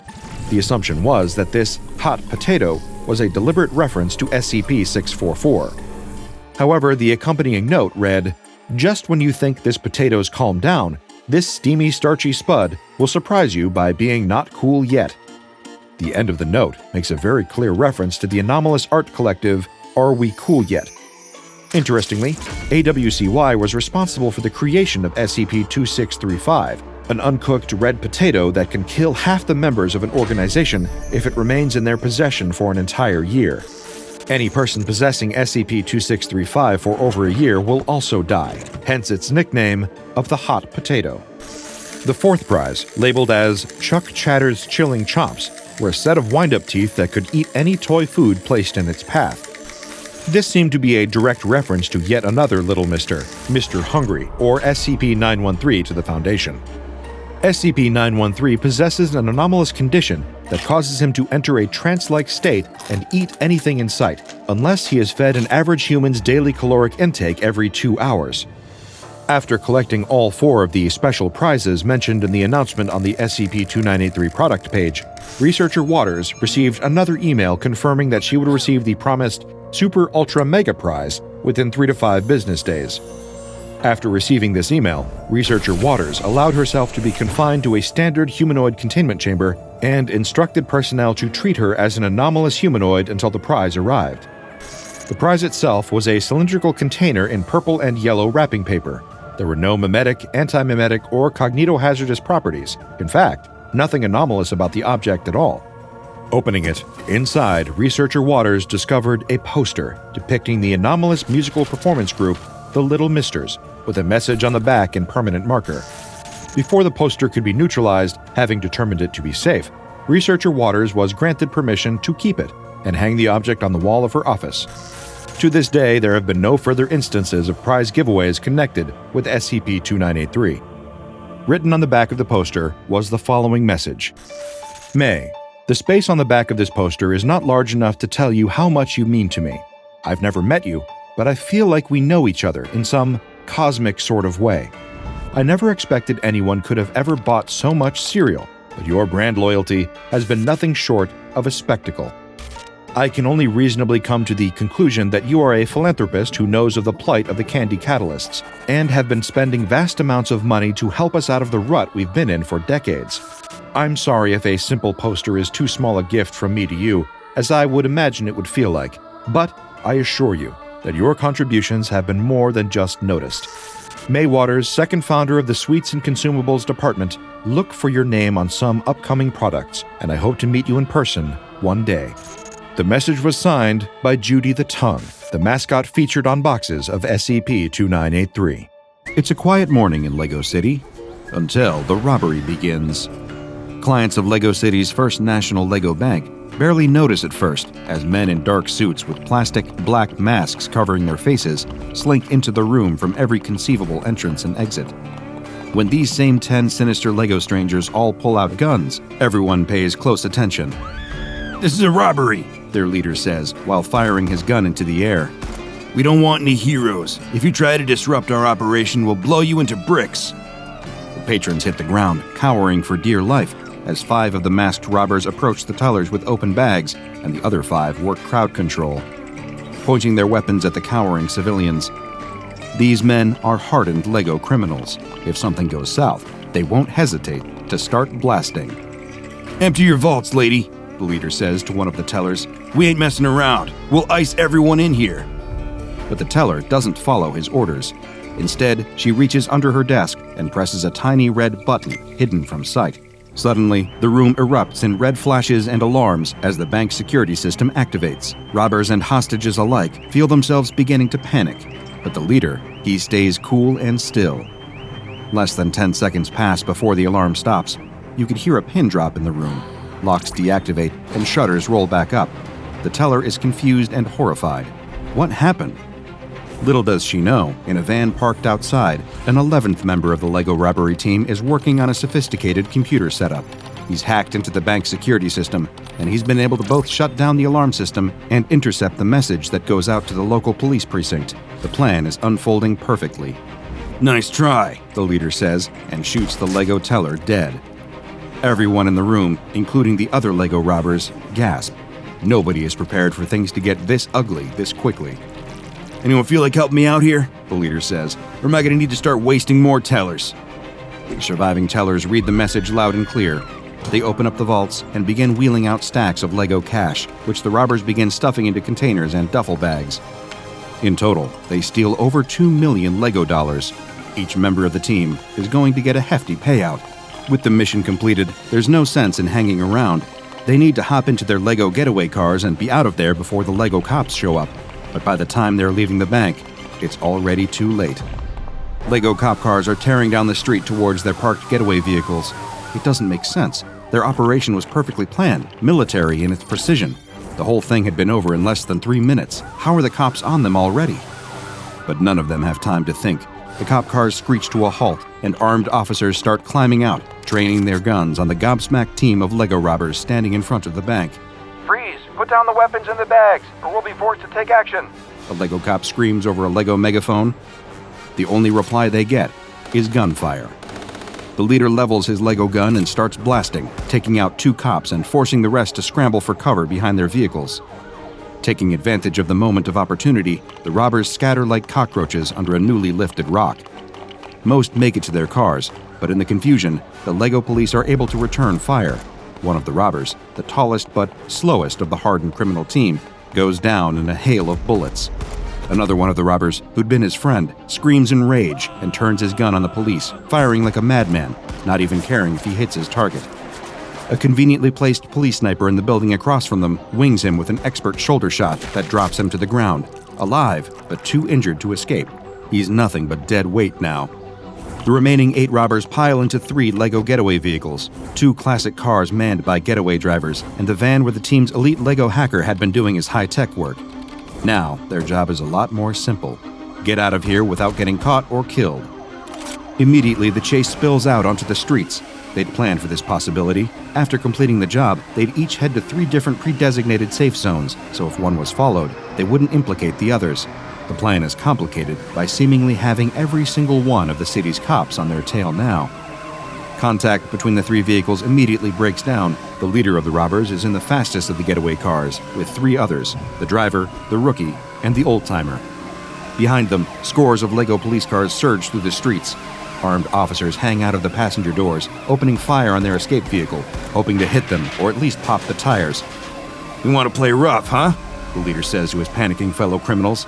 "We'll show them how to play rough." The leader and the old-timer grab a pair of Lego submachine guns that are lying across the floor of the car. They lock and load before leaning out of the car windows to return fire. If they're going to go down today, it's going to be in a blaze of glory, not bruised and humiliated in a holding cell. "You'll never take us alive, coppers!" the old-timer barks as he and the leader open fire on their pursuers. It's a parabolic hellstorm, skittering bullets across the hoods of the police cars behind them. The windshields of even Lego police cars are reinforced to take this kind of punishment, but not for long. Soon enough, the surge of cars is buckling under the weight of fire from the leader and the old-timer. Cars are crashing into each other and piling up as the criminals take off. What should have been a simple robbery is quickly spiraling into a nightmare for all involved. The death toll is already in the double digits, and the chase goes on, with frequent gunfire exchanged between the Lego robbers and their Lego boys in blue pursuers. Above all this, above the chase, above the gunfire, above the robbery, 2 almost godlike giants stare down on the whole chaotic display. These godlike giants are, in fact, a pair of young boys, aged 8 and 9. Less than an hour ago, these boys were just bored kids who'd run out of games to play on their Xbox. They had decided to go a little retro and switch up the Minecraft for a classic box of Lego. One of the 2 young boys remarked, "I think my dad has a big red box of Lego in his office. He probably won't mind if we use it." Of course, what the boy didn't know was that his father wasn't, contrary to his own belief, an accountant who worked in the city. He was actually a mid-level researcher working with the SCP Foundation, and quite the workaholic at that. He had a tendency to bring his work home with him, metaphorically, and in the case of some safe-class SCPs, when given the proper clearances, literally. One such SCP was SCP-387, the living Lego, a toy that genuinely has a mind of its own. While completely inert and seemingly normal inside their red box, when removed and even partially constructed, the Lego comes to life and begins playing out its roles, from planes to tanks to hospitals to war zones. And these Lego creations are extremely committed to their parts. After finding the box, the young boys did what all children do when they happen upon a box full of Lego. They started building. And thanks to their vast juvenile imaginations, it didn't take long for them to construct an impressive Lego city in the living room. But a standard city full of Lego running smoothly is no fun. The boys needed to introduce a little extra excitement to the proceedings, like, say, a team of bank robbers. The one thing the 2 young boys don't expect is for the bank robbers, when introduced to the city, to start independently planning and executing a heist on the city's biggest bank. Still, there are worse ways to kill a rainy Sunday. Back on the ground of the Lego City, the other getaway vehicles are running into trouble. The other car had initially managed to pull ahead from the police, but while trying to cross a bridge, it runs into an unexpected roadblock. Literally, the Lego police have built a roadblock on the other side of the bridge, and now it's too late to reverse. Open fire! An enraged Lego police captain yells to his assembled squadron behind the barricades, and they raise the guns, and do so. Lego bullets pepper the getaway car. They can't drive through the barricade. All they can do is make a sharp left turn and hope to avoid the onslaught. Instead, they smash through the Lego barricade and tumble off the bridge. The car sails into the freezing Lego River, where the sudden cold paralyzes the robbers and the getaway driver inside. They go into shock and drown moments later. Across the Lego City, the van containing the hacker, the getaway driver, and another robber had somehow blended in with the traffic and has managed to escape the relentless police chase. Everyone inside the van breathes a sigh of relief, knowing they've already done better than most of their fellow criminals tonight. If they manage to make it through, there will be much to celebrate. For them, the next stage of the mission is clear. They need to make their way to a warehouse in the industrial district, their designated drop-off area, where they could hide their stolen money and disappear like leaves in the wind. They've already been through the hard parts, the planning, the robbery itself, the shootout, and car chase with the police. They're out of the woods now. Or so they thought. When they arrive at the warehouse and drive inside, parking their van, they immediately realize that something is off. But by now, it's too late to do anything about it. They suddenly hear footsteps and the screech of tires as heavy police tactical vehicles squeal into the warehouse all around them, boxing them in. Lego SWAT team operatives climb out of each vehicle and train their weapons on the trapped van. One of them yells, We have you surrounded. There's no way out. Drop your weapons and surrender if you want to walk out of here alive. And so, with no other options, this is exactly what they do. When they exit the vehicle with their hands behind their heads, the Lego SWAT team tackles them and claps cuffs around their wrists. They'll likely be spending the rest of their lives in jail for this fiasco, but at least they get to live. Across the city, only 4 members of the robbery team remain alive and free. The leader, the old-timer, the rookie, and the remaining getaway driver, all of whom narrowly managed to escape the extensive police detail following them. It had been a mix of skill and blind luck. The leader knows that one thing about this whole situation has nothing to do with luck. With all the planning they'd been doing and the disabling of the bank's security system, how had the police been on them so fast? There's only one logical answer. They'd been set up. One member of the team was secretly working with the Lego City police, and they'd sold the rest of them down the river. The leader doesn't know who specifically ruined this entire operation like that, but he intends to find out, and when he does, he's going to make them pay dearly for their betrayal. But for now, he stays quiet. He doesn't want to show all his cards before they made their way to the safe house, if it was even safe anymore. Still, they'll deal with that problem when they get to it. After a tense 10 minutes of silent driving, they reach the planned rendezvous point, another warehouse in the city docks, built against the section of blue carpet that the young boys who made this world intended to represent the ocean. Here, they'd wait for a speedboat chartered by their employers to pick them up and their ill-gotten gains. If they survive that long. The getaway driver parks the car out of view in the abandoned oceanside warehouse, and the criminals inside pile out, breathing carefully and stretching their little Lego legs. There's tension in the air, and of course, it's the leader who breaks the silence. Someone here hasn't been entirely honest with us, He says, taking out his Lego handgun. There's no way the cops could get on us that quickly if they hadn't been given some kind of tip. Another grim silence falls over the room. The old-timer, the rookie, and the getaway driver share a suspicious glance. Who among them could be the imposter?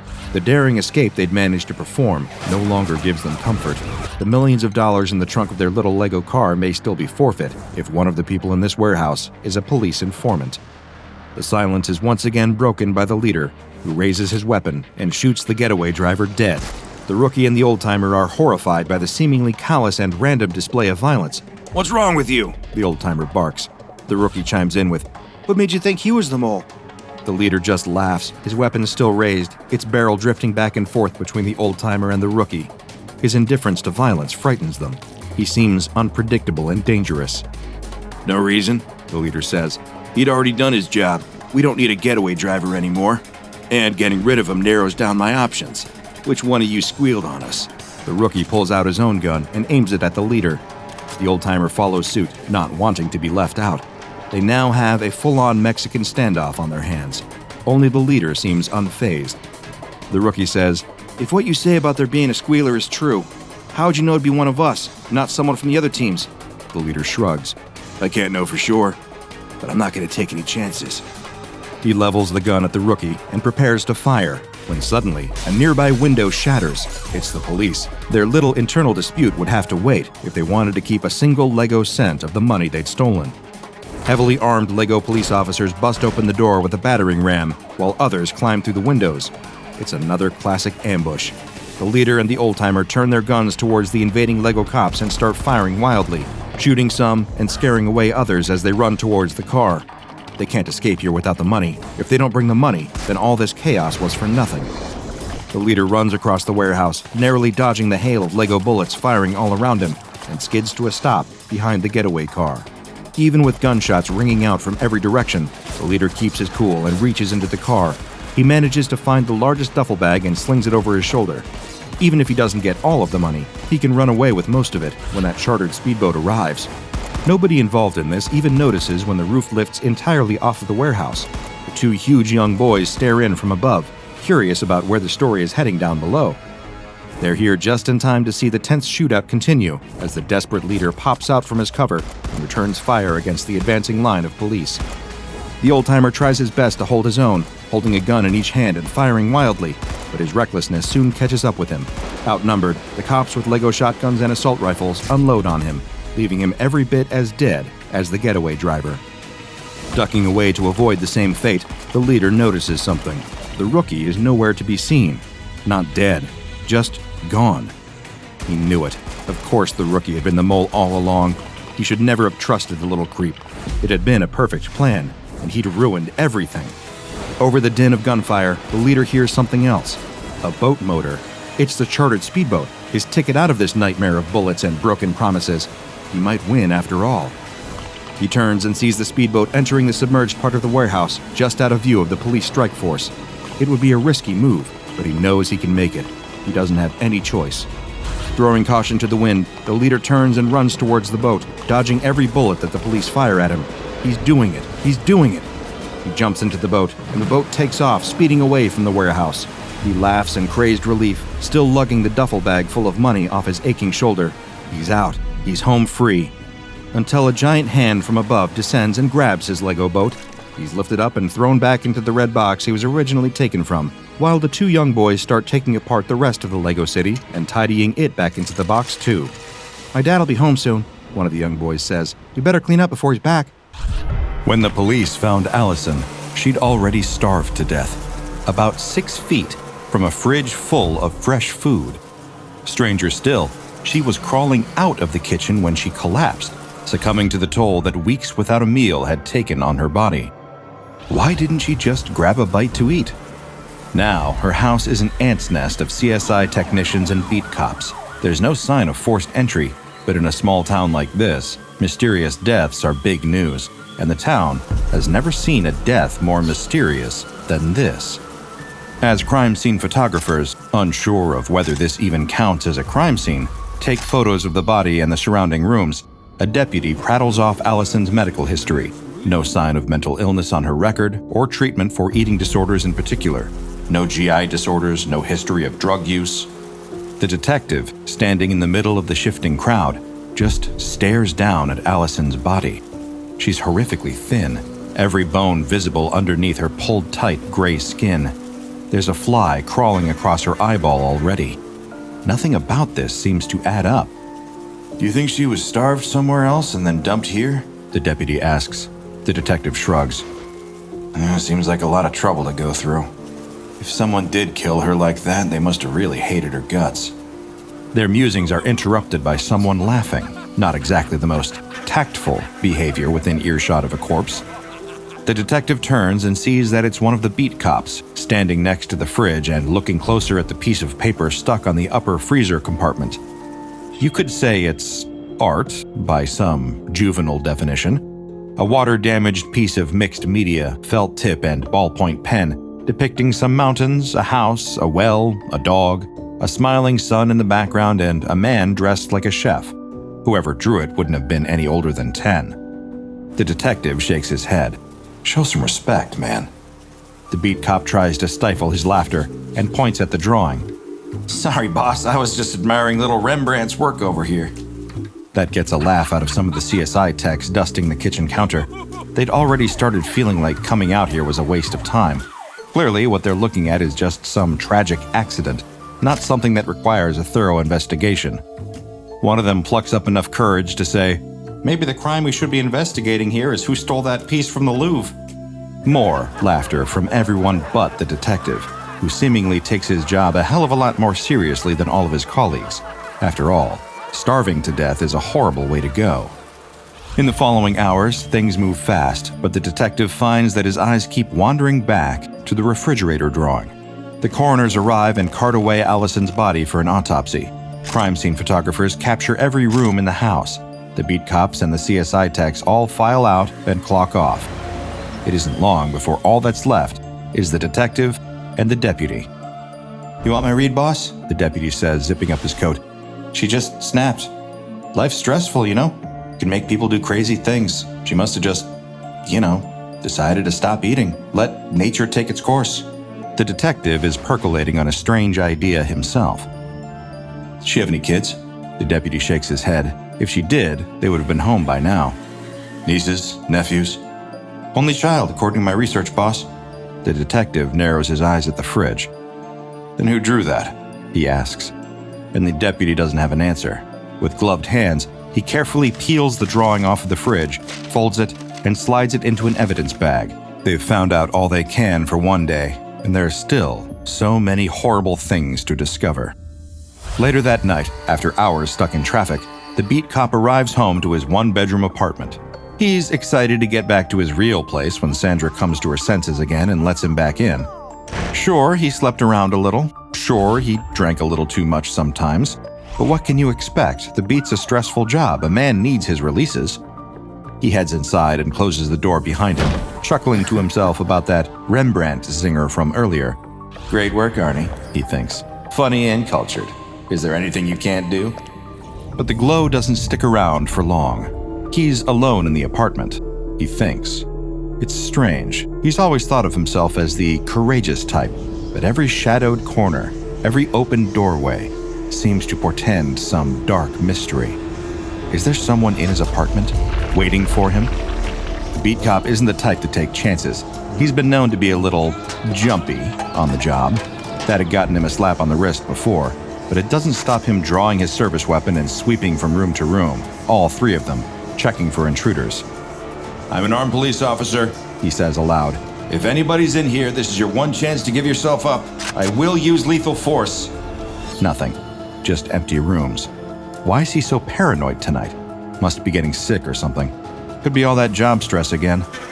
He decides to go to bed without dinner, maybe have a lay-in the next morning, until the grumbling of his stomach wakes him up in the middle of the night and drags him out into the kitchen. The beat cop still brings his service weapon with him, even in his sleep shirt and boxers. He still can't shake that feeling that something is wrong in his apartment tonight.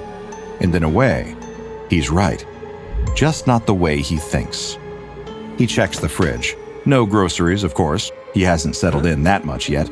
But he does still have half a hoagie wrapped in aluminum foil. Perfect for a late-night snack.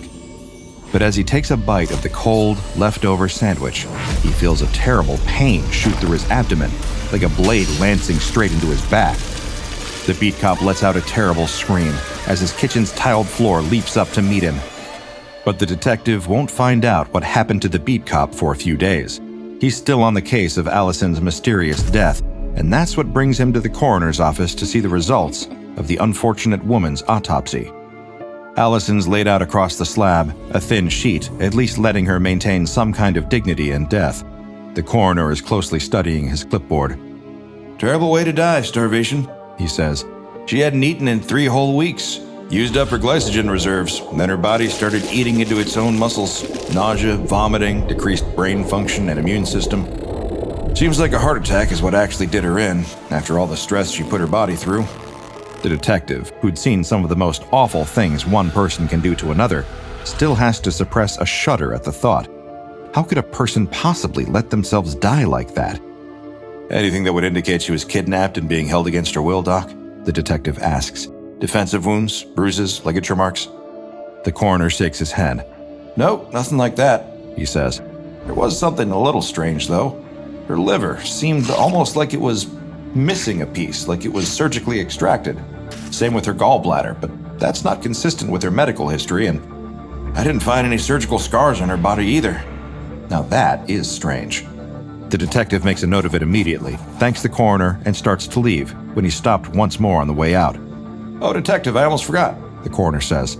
She had some torn paper underneath her nails. Couldn't quite make out what it was, though. The particulates were too small. The detective makes a note of that, too. All these pieces falling onto the board, but how do any of them fit together? He doesn't know that yet. Back at the station, things are equally chaotic. A number of people have called in sick with various ailments, so the detective needs to pull double duty fixing up other people's work. But as he's cataloging evidence and filing paperwork, he's still filing all the details away in his head. Nothing indicating that someone else had done this to her. Strange damage to some of her internal organs, paper underneath her fingernails.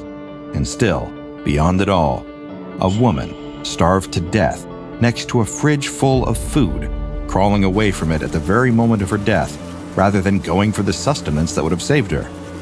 With so much that's strange and disturbing about this case, why can't he stop thinking about the drawing on the fridge? The one that had no earthly reason to be there. Meanwhile, across town, a woman is bringing home a car full of groceries. Her hubby, a certain CSI tech, had to call in sick today. He had the most terrible pain in his abdomen. Must be how hard he works, she figured. Stress ulcers, maybe? That's why she just left him home to eat snacks and watch TV while she ran the household errands. But she has no idea what's waiting for her when she gets back home. She's walking across the threshold with her arms filled with big brown shopping bags when she hears the groaning coming from the living room.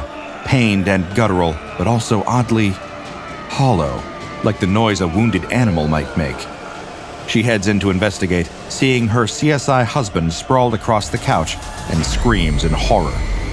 The grocery bags hit the floor and spill out everywhere. He's staring up at the ceiling, groaning through an empty mouth.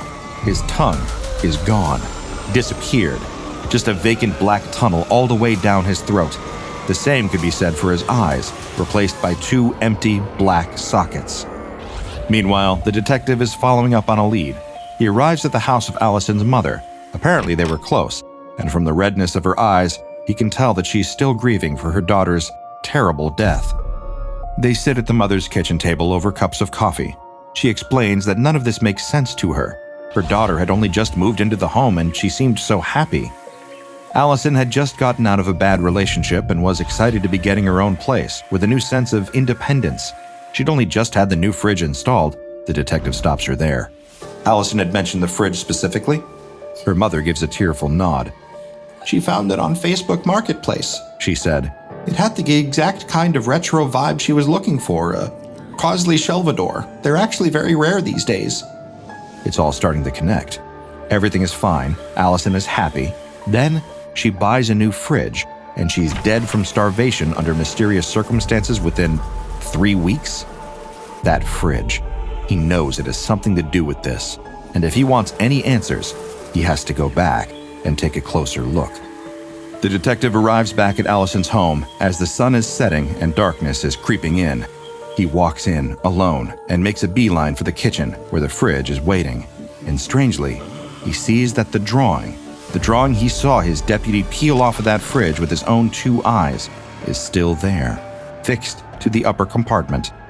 Something's wrong here, and it really doesn't take a detective to figure that much out. Nursing a sense of deep, gnawing unease, he approaches the fridge and opens the door, not sure what to expect on the other side. But the one thing he wasn't anticipating was 4 different brown paper bags, stacked neatly in the otherwise empty fridge. Each one has the name Eric scrawled onto them with a black marker in the exact same handwriting. The detective knows better than to touch any of them, of course. He calls for backup immediately, and it isn't long before the paper bags are being studied at a nearby forensic lab affiliated with the station. The contents of each bag, which a lab tech slowly empties out in front of him, is pretty much exactly the same. A Ziploc bag containing 3 chocolate chip cookies, a note that reads, "Be a good boy today," written in the exact same handwriting as the Eric written on each bag's exterior, a white bread sandwich with the crusts cut off and a strange mix of flesh and viscera inside, and another Ziploc bag, filled with more miscellaneous meat and viscera. Naturally, they conduct DNA tests on the meat inside the sandwiches, and it doesn't take long to determine that the meat in question is human. More specific DNA testing would reveal that the meat came from the beat cop, the CSI tech, and the unfortunate deputy who'd removed the drawing from the fridge for the first time under the detective's orders. By now, all three of them are dead. They just haven't been discovered yet. And they won't be, at least not by our detective, who's gotten so admirably close to figuring the whole thing out. His investigation will soon be taken from him by men claiming to be FBI, who will ask him about everyone who has a working knowledge of the case. Then, the detective and everyone he named will have their memories wiped. Because the unfortunate death of Allison and all the others are now just footnotes in the SCP Foundation file for SCP-683, Refrigerator Art. After everything you just heard, it's only natural for you to have questions, and I can promise I'll have answers for at least some of them. Why did all those people die? And why did Allison starve while all the others had their flesh and organs stolen for those macabre sack lunches? The truth is, they all had one thing in common. They either attempted to remove or verbalized an insulting thought towards the drawing on the anomalous SCP-683 refrigerator. Doing either of these things will immediately activate the primary effect of the frightening fridge. The next time you try to eat, every bite you take will instantaneously result in an equal amount of body mass being removed by unknown means. The process is extremely painful when it happens, but the parts you'll lose won't kill you until you've met the threshold of losing exactly 0.42 kilograms of flesh, organs, or even skin. Then you're definitely dead, and it will be slow and agonizing. To the best of our knowledge, once the process is initiated, there's actually no way to stop it. Well, there's no way to stop it and live anyway, because the only way you can buy yourself more time is simply choosing not to eat. That's the option that poor Allison chose after experiencing the excruciating pain of her first couple of bites. She lived a couple weeks longer than most people who fall victim to SCP-683, but given that she spent those weeks slowly starving to death while becoming increasingly aware that her new retro fridge has murdered her, it's really in the eye of the beholder whether that's a better way to go. You may have already gathered what will happen to your missing viscera if you choose not to starve to death. The meat is transposed into the mysterious sack lunches, packed into sandwiches with the remainder inside a Ziploc bag, a nutritious lunch for the Eric all the bags are addressed to. The same Eric that the Foundation currently believes also drew the picture that acts as the vector for the dangerous anomalous effects of SCP-683. Also, in case you were wondering, the 3 chocolate chip cookies are completely non-anomalous, so at least there's that as a consolation prize. Through extensive D-class testing, which has resulted in a lot of deaths and an equal number of sack lunches manifesting in the refrigerator, the Foundation has at least discovered some interesting details about the mechanisms by which this strange and frightening anomaly works. For one, burning the art doesn't seem to activate the effects of the anomaly, though like with removing the drawing manually, it always reappeared back on the fridge within 68 hours of first being removed, even when destroyed.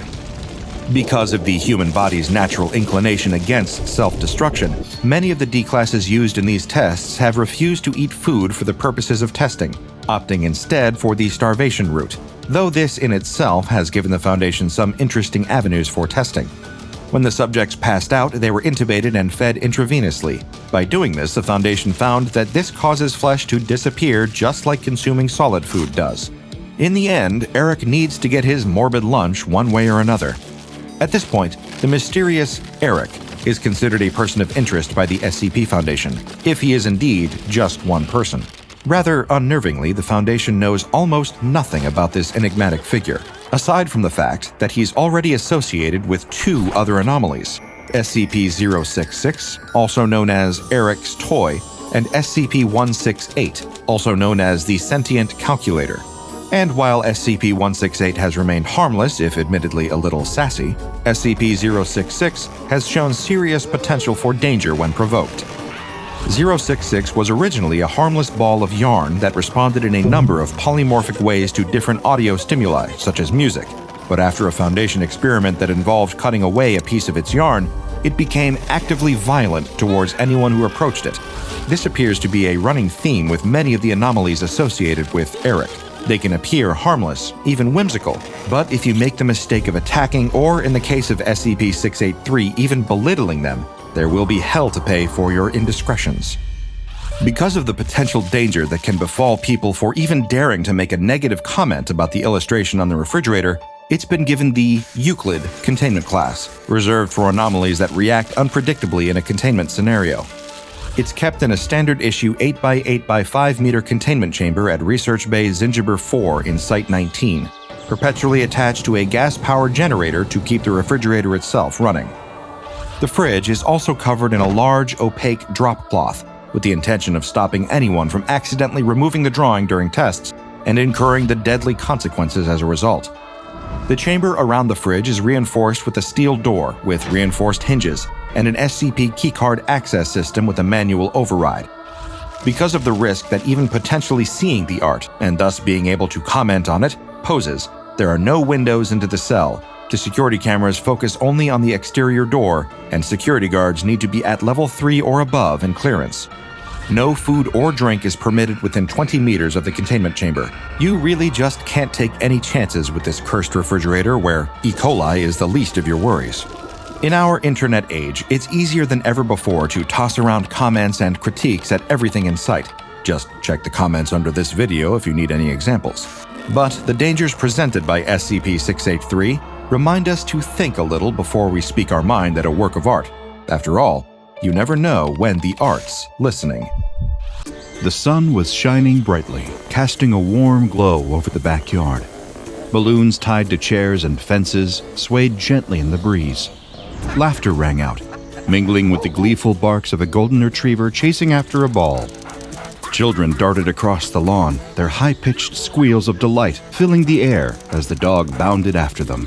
Nearby, parents gathered around a table draped with a checkered cloth, sipping on cool drinks and chatting, their conversations punctuated by affectionate glances toward their playful kids. Everything seemed perfect. Almost too perfect. But there was something off.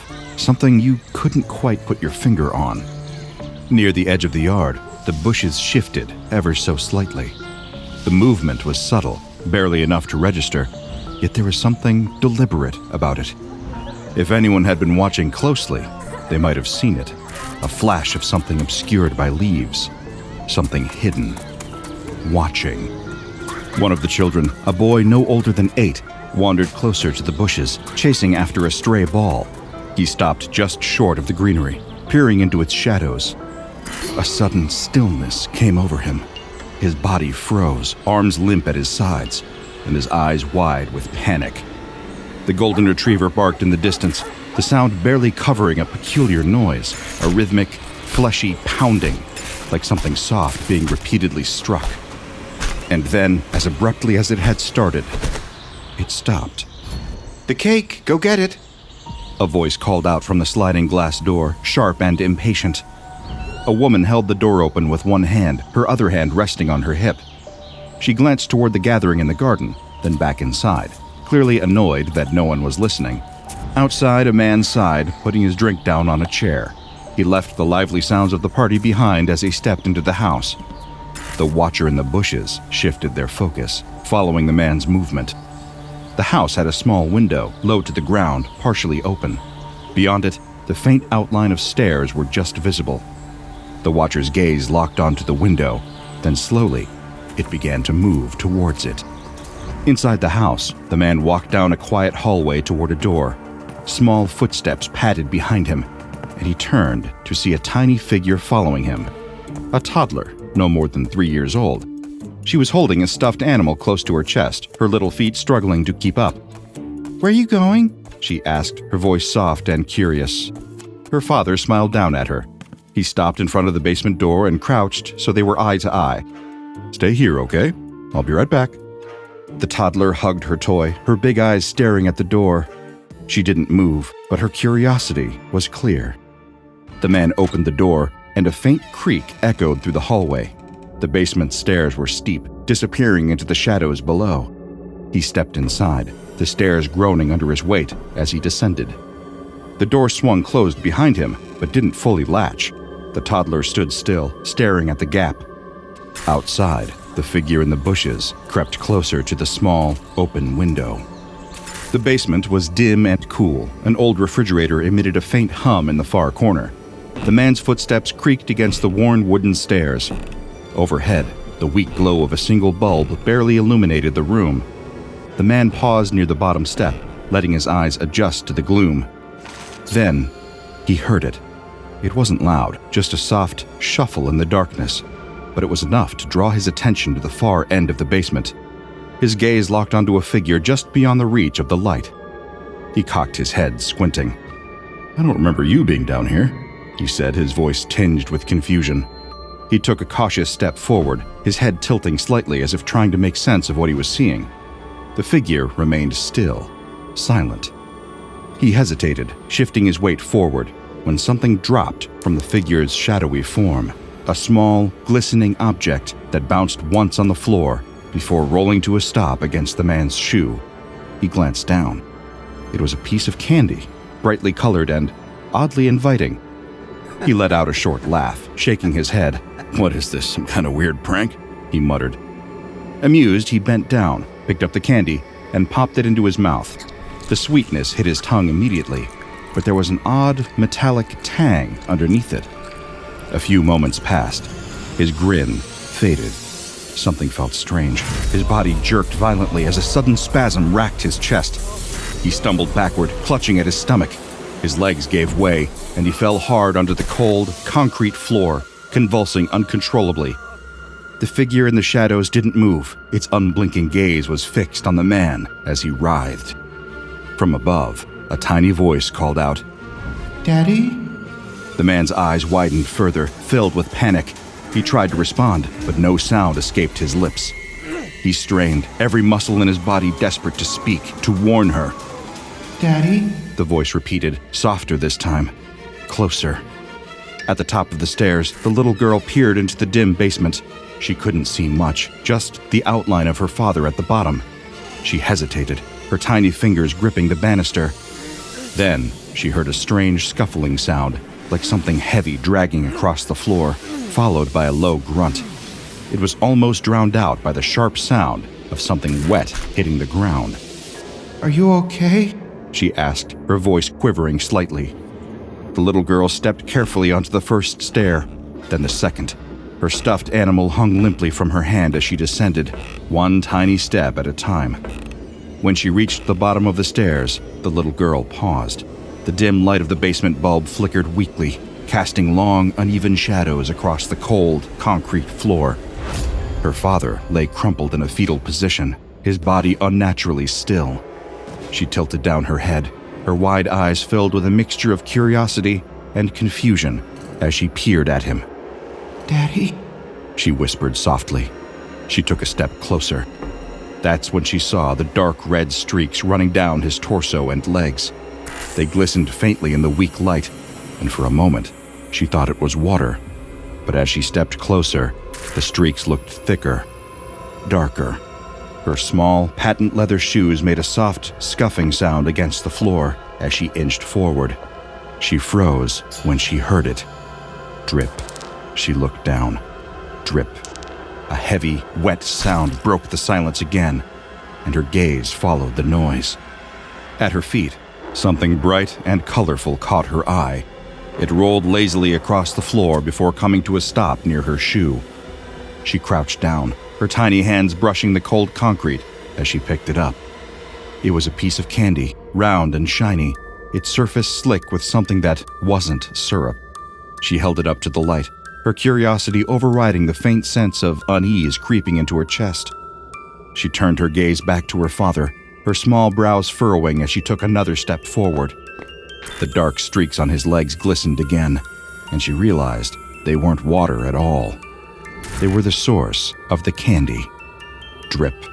Another piece rolled free, landing with a faint thud near her foot. Her eyes widened with curiosity as she bent down to pick up a piece. Without hesitation, she popped it into her mouth, chewing thoughtfully, before her face lit up with delight. The little girl looked past her father and saw it. The thing in the basement. It was crouched low, watching her. Its form was impossible to make out entirely, a blur of shifting textures and colors that didn't seem to belong in the dim light. The little girl's eyes lit up again, a wide smile spreading across her face. "Oh!" she gasped, her tiny voice full of delight. She dropped her stuffed animal and started to run toward it. She didn't make it far. Her small body froze mid-step, just like her father's. Her arms snapped in front of her with a crack, her little legs locked in place. Her wide, joyful eyes were now filled with shock and confusion. Moments later, her hair began to fall out in clumps, drifting softly to the floor like leaves in the wind. Then, her skin changed. Patches of what looked like pink papier-mâché sprouted across her body, twisting and curling, as if forming a grotesque, living sculpture. The thing in the basement shifted slightly, its attention fully on her now. The sound of something wet and heavy hitting the floor echoed again, the only noise breaking the suffocating silence. Outside, the laughter and chatter of the garden party continued, but a persistent whine broke through the noise. "I want my cake!" The birthday boy tugged at his mother's arm, his face scrunched up in frustration. She sighed, clearly trying to keep her composure. "Your father and sister are getting it from the basement," she said, brushing crumbs off her hands. The boy frowned, crossing his arms. He turned to his friends, a small group of kids around his age who had gathered nearby. "Come on," he said, determination in his voice. "Let's go get it ourselves." The group exchanged glances before nodding.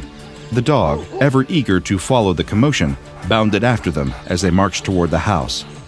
Inside, the basement door still hung slightly ajar. The birthday boy led the group through the hallway, his fists balled up as he pushed the door open. The stairs creaked ominously under the weight of the children as they lined up along the steps, peering into the dim basement below. "Dad?" the boy called out, his voice wavering slightly. At the bottom of the stairs, they could see him, curled up on the floor, back turned. The little girl was nowhere in sight.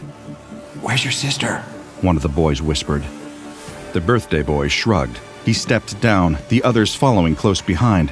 As they reached the base of the stairs, the birthday boy's eyes landed on something scattered across the floor. Candy. Bright, colorful pieces, mixed in with something darker. The dog wasted no time, darting forward to sniff at the candy before gobbling it up eagerly. The boys hesitated only for a moment, their curiosity overriding their unease. "Candy," one of them whispered, bending down to grab a piece. "Sweet," another said as he popped one into his mouth, chewing quickly. One by one, the boys followed suit, each grabbing handfuls of candy from the floor and eating them without a second thought. The birthday boy hesitated, glancing back at his father, but then his resolve crumbled. He grabbed a piece and tasted it, the sugary sweetness almost masking the metallic tang of blood. He edged closer to his father, his steps tentative, but as he angled himself to see his father's face, he froze. His mouth fell open, his small chest heaving as tears welled up in his eyes. His father's torso had been ripped open. A massive, jagged gash ran down his body, and where his organs should have been, candy spilled out instead. The bright, sugary pieces glistened wetly in the dim light. "Something's wrong with your dog, dude," one of the boys said behind him. The golden retriever was lying on its side, convulsing violently. Its limbs jerked unnaturally, foam bubbling at its mouth before it fell still. But the boy didn't respond. His tear-streaked face stayed locked on his father. One of the other kids had wandered toward the corner of the basement. "Hey, look at this," he said, pointing. The others turned to see what he was looking at, a pink piñata, oddly shaped and sitting in the shadows. "That's cute," one of the boys said, grinning. The first boy moved closer, curious. "How'd this get here?" he wondered aloud. As he stepped toward it, the piñata shifted. At first, it seemed like it was just settling, but then it moved again, this time stepping toward him. The boy giggled nervously. "Guys, it moved!" He reached out a hand as if to touch it. Then, just like the man and the little girl before him, he froze. His arms snapped in front of him with a sharp, unnatural crack. The others laughed, assuming he was playing a game. But their laughter faded as his hair began to fall, drifting to the floor in soft tufts. Then the pink papier-mâché started appearing, spreading over his skin like it was alive. His face contorted, but his body stayed stiff, locked in place. "What's he doing?" one of the boys whispered, laced with fear and confusion. A scream erupted, sharp and terrified, as the group finally realized something was wrong. More screams followed, echoing through the basement and rising into the house above. In the garden, the parents paused mid-conversation, their laughter faltering. The sound of the boys' screams pierced the air for only a moment before it suddenly went silent. "Kids," one of the parents said, chuckling nervously, "they're just playing." But another frowned, glancing toward the house. What if they weren't just playing? A small group of parents exchanged uneasy looks before heading inside to investigate. The parents descended the basement steps cautiously. At the bottom, the scene that greeted them stopped them cold. The father's lifeless body with candy scattered across the blood-stained floor, the dog lay twitching in the throes of a violent seizure. But what should have been a group of kids was something far worse. Pink piñatas filled the room, standing upright like small, grotesque soldiers. They varied in size and shape, their surfaces warped and patched with jagged papier-mâché. Slowly, all of them turned in unison, their dark, hollow eyes locking onto the parents at the stairs. "What the?" one of the parents muttered, his voice trailing off. The piñatas began to move. At first, it was a slow, jerky shuffle, but as they drew closer, their movements grew more coordinated, almost human-like. "Run!" someone yelled, breaking the trance. The parents frantically turned, trying to flee up the stairs. The piñatas stepped over the father's lifeless body, their hollow eyes unblinking, as they climbed the stairs toward the rest of the house. Inside the home, the piñatas moved with an eerie sense of purpose. Their jerky mechanical steps carried them through the rooms. They reached the sliding glass door leading to the backyard, a small army of unsettling pink figures, hollow eyes glinting in the sunlight. The garden buzzed with laughter and conversation, the clinking of glasses mixing with the delighted squeals of children playing tag. Drinks were being refilled, and parents chatted in small groups, glancing occasionally at their kids. Near the back of the garden, a few adults who had just fled the basement stood huddled together, their faces pale and eyes wide with panic. "You don't understand," one of them stammered, their voice low but urgent. "There's something down there. It's—" Before they could finish, the sliding glass door to the house slid open. Heads turned as piñatas began to emerge, their stiff, unnatural movements drawing the attention of everyone in the garden. The children's eyes lit up, and they pointed excitedly. "Piñatas!" one of them exclaimed, their voice filled with glee. The adults exchanged confused glances. What were those things? The group from the basement froze, their breath catching in their throats. As the piñatas moved closer, a boy broke away from the group, his curiosity overriding the unease shared by the adults. "Cool!" he said, running toward one of the strange pink figures. "No, stop!" a parent called out, but it was too late. The boy froze mid-step, his body locking in place as if an invisible force had taken hold. His arms dangled at his sides, and his wide eyes darted frantically. The nearest piñata shuffled closer, its hollow gaze fixed on him. Without hesitation, it raised its paper fists and began to strike. The blows were brutal, reverberating with sickening thumps. Candy spilled from the boy's torso, colorful and gleaming in the sunlight, as the piñata continued to hammer him until his lifeless form crumpled to the ground. For a moment, the garden was silent. The adults stared, paralyzed by shock, their faces pale with horror. Then, the silence shattered. The adults screamed in terror, their voices blending into a cacophony of panic, but the young children screamed with delight, their glee cutting through the chaos. "Candy!" one of them yelled, running toward the pile. "Wait, don't do it!"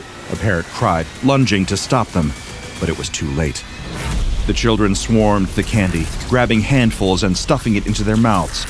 Their giggles rang out as they chewed, oblivious to the blood staining the ground. The changes began almost instantly. One child froze mid-bite, their body trembling, as their hair began to fall in clumps. Another dropped to their knees, their skin splitting and sprouting pink papier-mâché. Within minutes, The children who had eaten the candy were no longer human.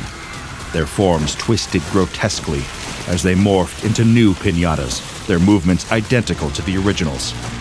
The remaining parents fought desperately to pull their children away from the candy and the advancing piñatas, but the piñatas kept coming, unrelenting, their hollow eyes fixed on the chaos they were creating. One of the fathers, standing near the barbecue, acted on pure adrenaline. He ripped the grill off its stand, flames still licking at the edges. With a guttural yell, he hurled it into the center of the advancing piñatas. The flames exploded outward, engulfing several of the creatures in an instant. Their jerky movements ceased as they crumbled to the ground, reduced to ash and smoldering scraps of paper. "The fire!" he shouted, his voice desperate. "Use the fire!" But his victory was short-lived.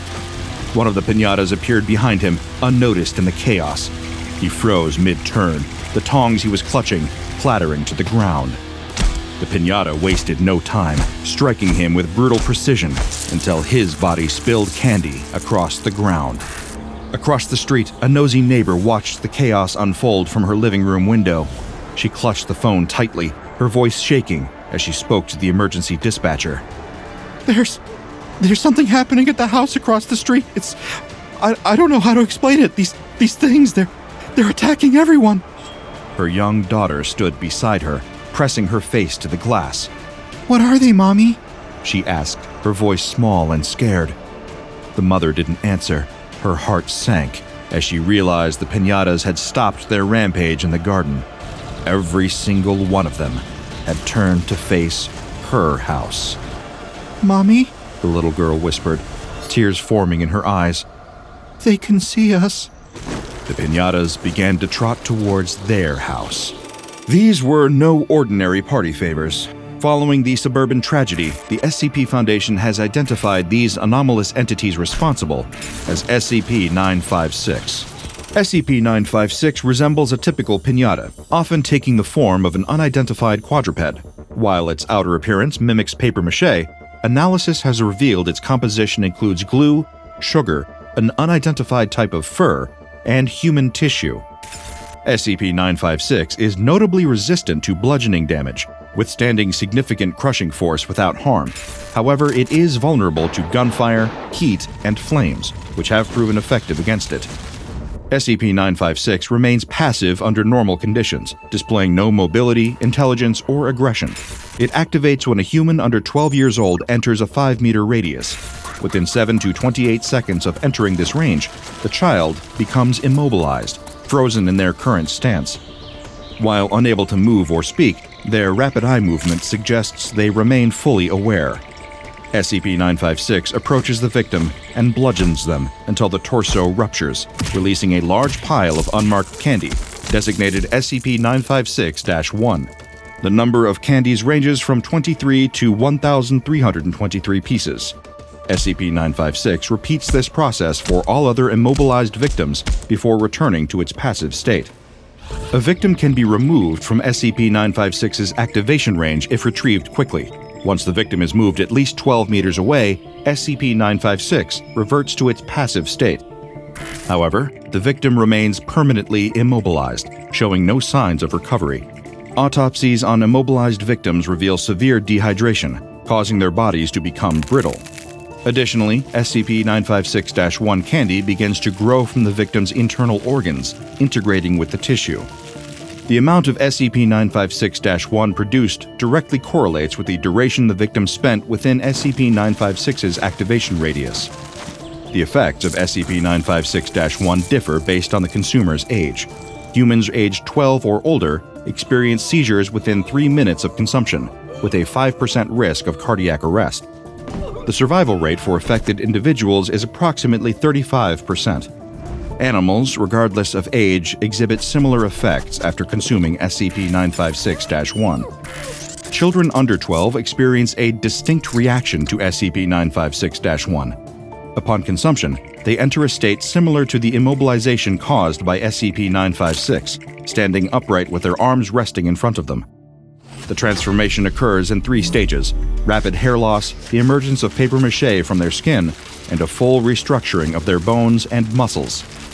This process takes approximately 9 minutes, culminating in the victim's complete transformation into a new instance of SCP-956. These new instances exhibit identical behavior to the original SCP-956. The process is invariably fatal, with a 0% survival rate.